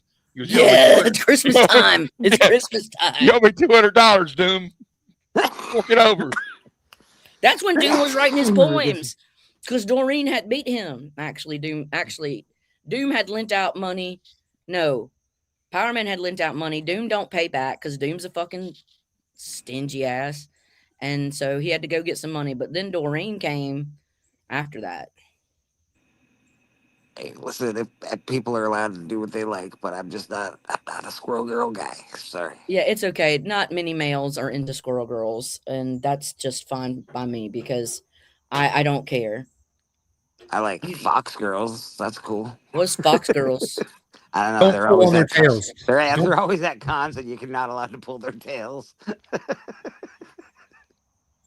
Are there really things like that? Are they like little fucking furries that have tails? Yeah, and yeah, they're yeah. I would probably. I'm a I want to delinquent. I pull would do tails. nothing but paw. I would want to pull tails so bad, just everywhere I go, but you're not allowed. You're not allowed to I do see it. what you're saying The now, tails- Grogu. I see you, little It's Kevin dangerous. Smith, Kirkman Grogu. You don't know what'll happen if you pull on it. You never know. It's bad taste. You probably get bit if you don't It's- ask right. It's bad taste, and It is bad taste. You but will I Well, get the don't bad thing want taste. is, to. Caroline, you just don't know where they're plugged in. I If don't. they're clipped on, plugged in, you don't pull on it. It just don't pull on a Superman's cape. You don't spit in the wind. You know all that stuff. You don't pull on a furry's tail. That's just what you don't do. You don't mess around with Jim. Don't mess around with Jim. Whoever I'm so he is. confused. I hear Doom never paid any of his You know what? contractors. You're right. That Coming sounds back like, to bite it. He didn't pay taxes either. He's still sounds got. like He's got. something Doom would do. Yeah, Doom still owes like check advance places money. Doom's got bodies in his golf course. Like, I'm God Doom, but I'm not paying my contractors. Yeah. Screw you Doom- guys. Doom buried his ex-wife in his golf course. And you know what? He never picks up the tab if you take him out to lunch. Oh my Never. God! I just burped so Right. loud. And he It never was so once paid nasty. for drugs. He Not never once. once paid Never for Not drugs. once. Not once. And he reads the Not Bible. once. The Bible is his Hey. favorite book. You don't want to do nothing. You don't want to mess with this. We're smoking weed, Dewey Cox. You don't want nothing to do with it. It makes sex wonderful. Its Walk the food line. tastes delicious. Yeah. Walk the line. He says, "Oh, is it habit for?" No, it's completely It's not not habit. habit forming. It's awful. Wow. I You never argue once with paid for drugs. I argue with the habit forming, but well, Oh, it's very habit forming. the Wait, what are rest- we talking about? Pink donuts? The Dewey Marijuana. Cox, the Dewey Cox movie. I thought we were talking about pink donut energy balls. No. No, you need Caroline. When I say this, I'm saying it in all sincerity. You need to go out of your way and prioritize watching a movie called Walk Hard, the Yeah. Dewey Cox story. Yeah. I have seen it. I need to that's- watch it again because Okay, it that's is off what- of my memory. It's been over 15 years since I've seen it, probably. Yeah, 10, that's 15 what years. that's what we're talking about. I know Also, exactly what you're talking about. The I'm good. gonna there's a stand in movie. this bathroom and think about my whole life. Another. If anybody ever seen the movie with Jeremy Piven called The Goods, Yes, of course. I love it. Live hard, sell hard. He sits. Will Ferrell. And they put the dildos in his. He grabs a backpack full of dildos instead of the parachute. And he's like, Going You to know get what? an aerodynamic tuck. and he's like, he said he's dressed as Abe Lincoln, jumps out of the plane and pulls the chute, and his dildos fly out. And he goes, you know what? I knew I was always going to go out like this, dressed as Abraham Lincoln, holding a purple dildo. That's an oddly specific way to always think you're gonna go out. Yeah, I know, right?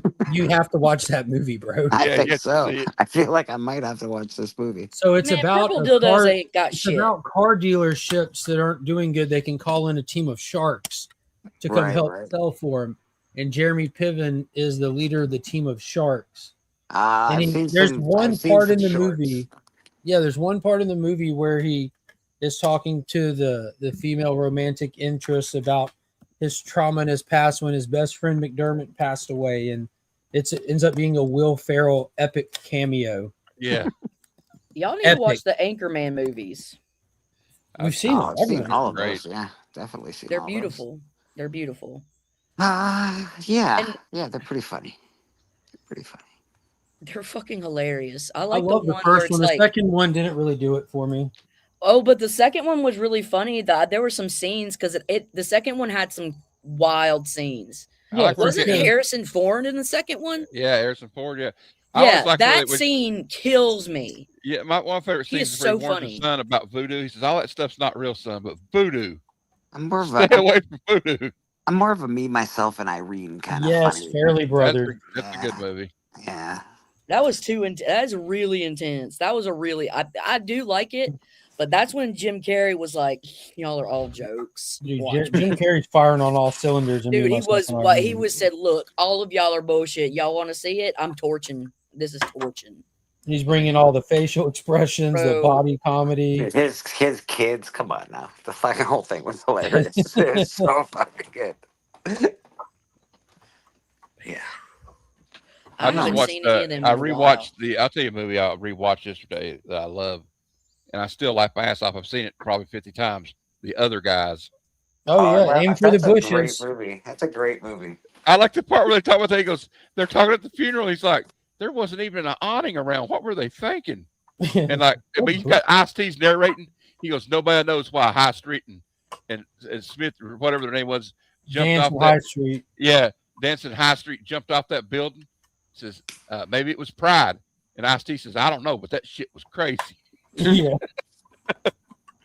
That movie was surprisingly funny, actually. dude, it was next level funny. I like Death that. Pop. Yeah. He says, oh, I just did my first desk pop. What's not a thing? He gives him he says, here, I'm going to give you this wooden gun. We use it. He even gets that taken from him later. He traded for a white rape whistle. Also, I like the part where Nobody messes with Gator, bro. Back off. Oh, that Oh, part's shit. great. He goes, you were a pimp. He goes, no. Are you even listening to the story? He goes, yeah. You You had a, even listen to the story? I like where they got where that accountant's office blows up, and he's like, "Oh God, I got soft tissue damage." Oh yeah, And the guy's Land of like, the "You know what? I Lost. call bullshit." He says that part where the Millennium Falcon blows up the Death Star. He's like, "You never talk bad about Star Wars." Oh fuck, the whole thing in Clerks 2, the argument on Star Wars versus Lord of the Rings is funny as fuck, bro. It is funny, actually. Yeah, They had me by the balls in that because I'm like, they ain't even wrong. God, it's so funny. I like the one in the conversation they have about the Death Star blowing up in Clerks too. Where he's like, he says, you know how many contractors are probably building that Death Star in Return of the Jedi? He said, you think the average stormtrooper knows how to put in like a toilet? Just like all they do in Lord of the Rings is walk. Yeah. Boom. Done. What the fuck? It's like, it's true, but I don't care. One of the funniest parts in Clerks 2 to me is where that dude like starts talking about his girlfriend has got a troll that lives in her mouth. You remember what I'm talking about? What? Wait, what? The mouth troll. She's got a mouth troll, he said. Where? In what movie?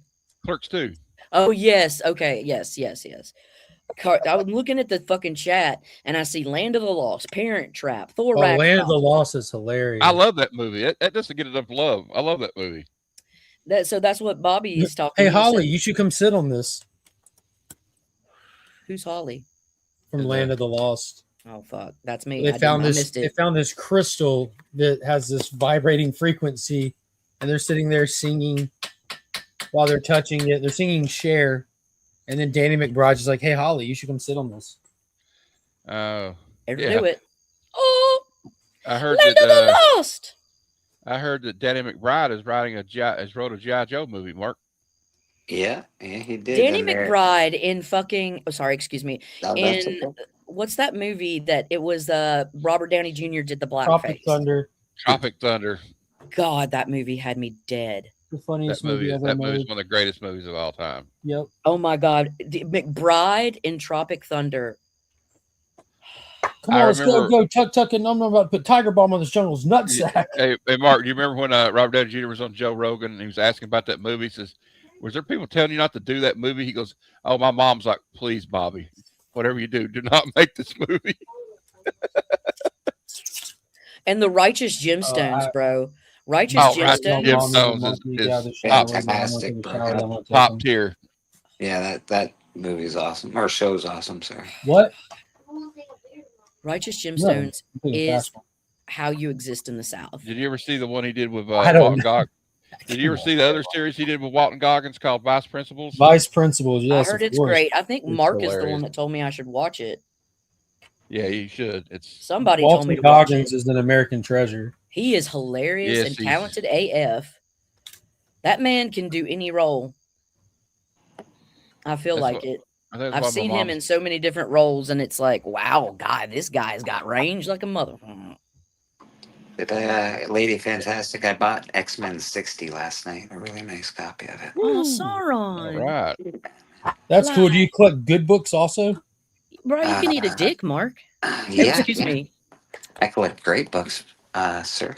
Excuse me. I just had to take a shot at Caroline. I saw an opportunity. I'm taking it. He couldn't pass Don't it worry. Like, I can't get too mad at avatars. I was about to say, as much as y'all make yourselves look goofy trying to clown on Avatar. Avatars are touched in special places. Yeah, they enjoy quality. They can't help it.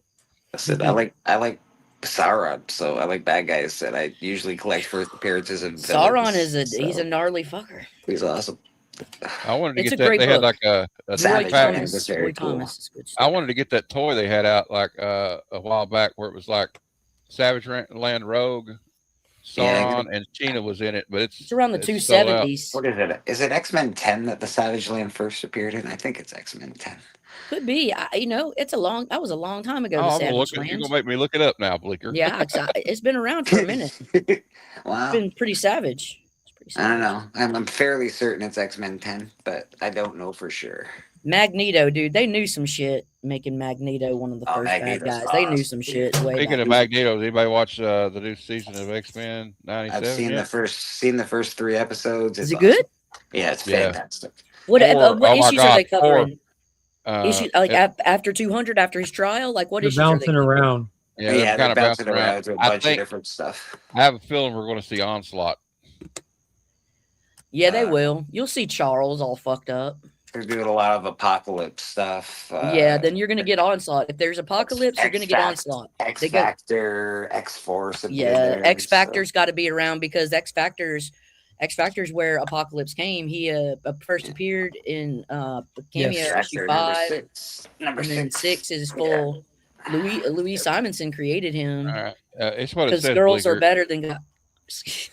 It says there's 2 things. It says the Savage Land first appeared in Marvel Comics under the name "The Land Where Time Stands Still" in Marvel Mystery Comics 22. That's Earth. 1941, but it made its official modern debut with its familiar name in X-Men number 10. See, I didn't know the 1941 stuff, but when was that? What issue? It was right before 1942. X-Men number 10, and then it was it first appeared in Marvel Mystery 22.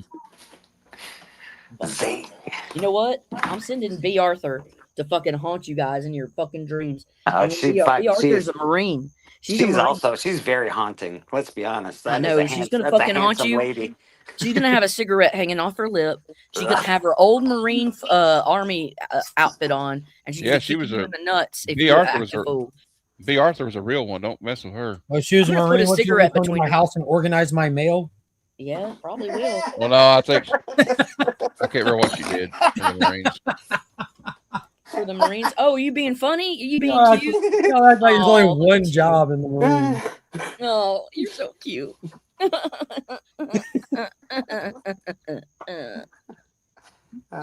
was pretty fucking quick, though. That was pretty quick. I'm not gonna lie. What's that? How fast that goes to that? He's quick on his feet.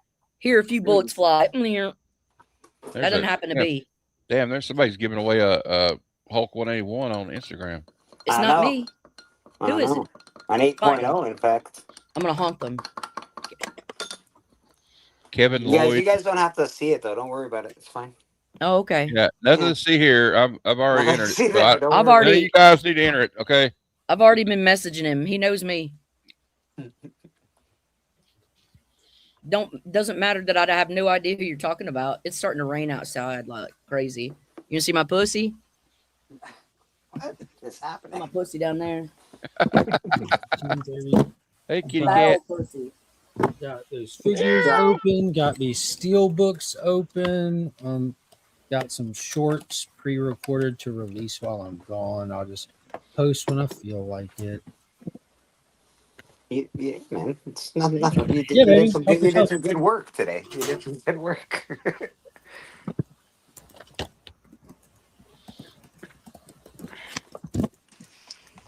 I gotta go grab some headphones. Yeah, well, I'm about to kill this stream. I'm about to go get in the shower, change clothes, and go take the dogs around to the kennel and get them set up there while I'm gone. And all right, I'm about to kill the stream. I appreciate everybody hopping on. I hope you have a good one. I'm heading to the island, the good one. So I'll be streaming Sunday night and all that from the townhouse. Very cool. Y'all have a good one.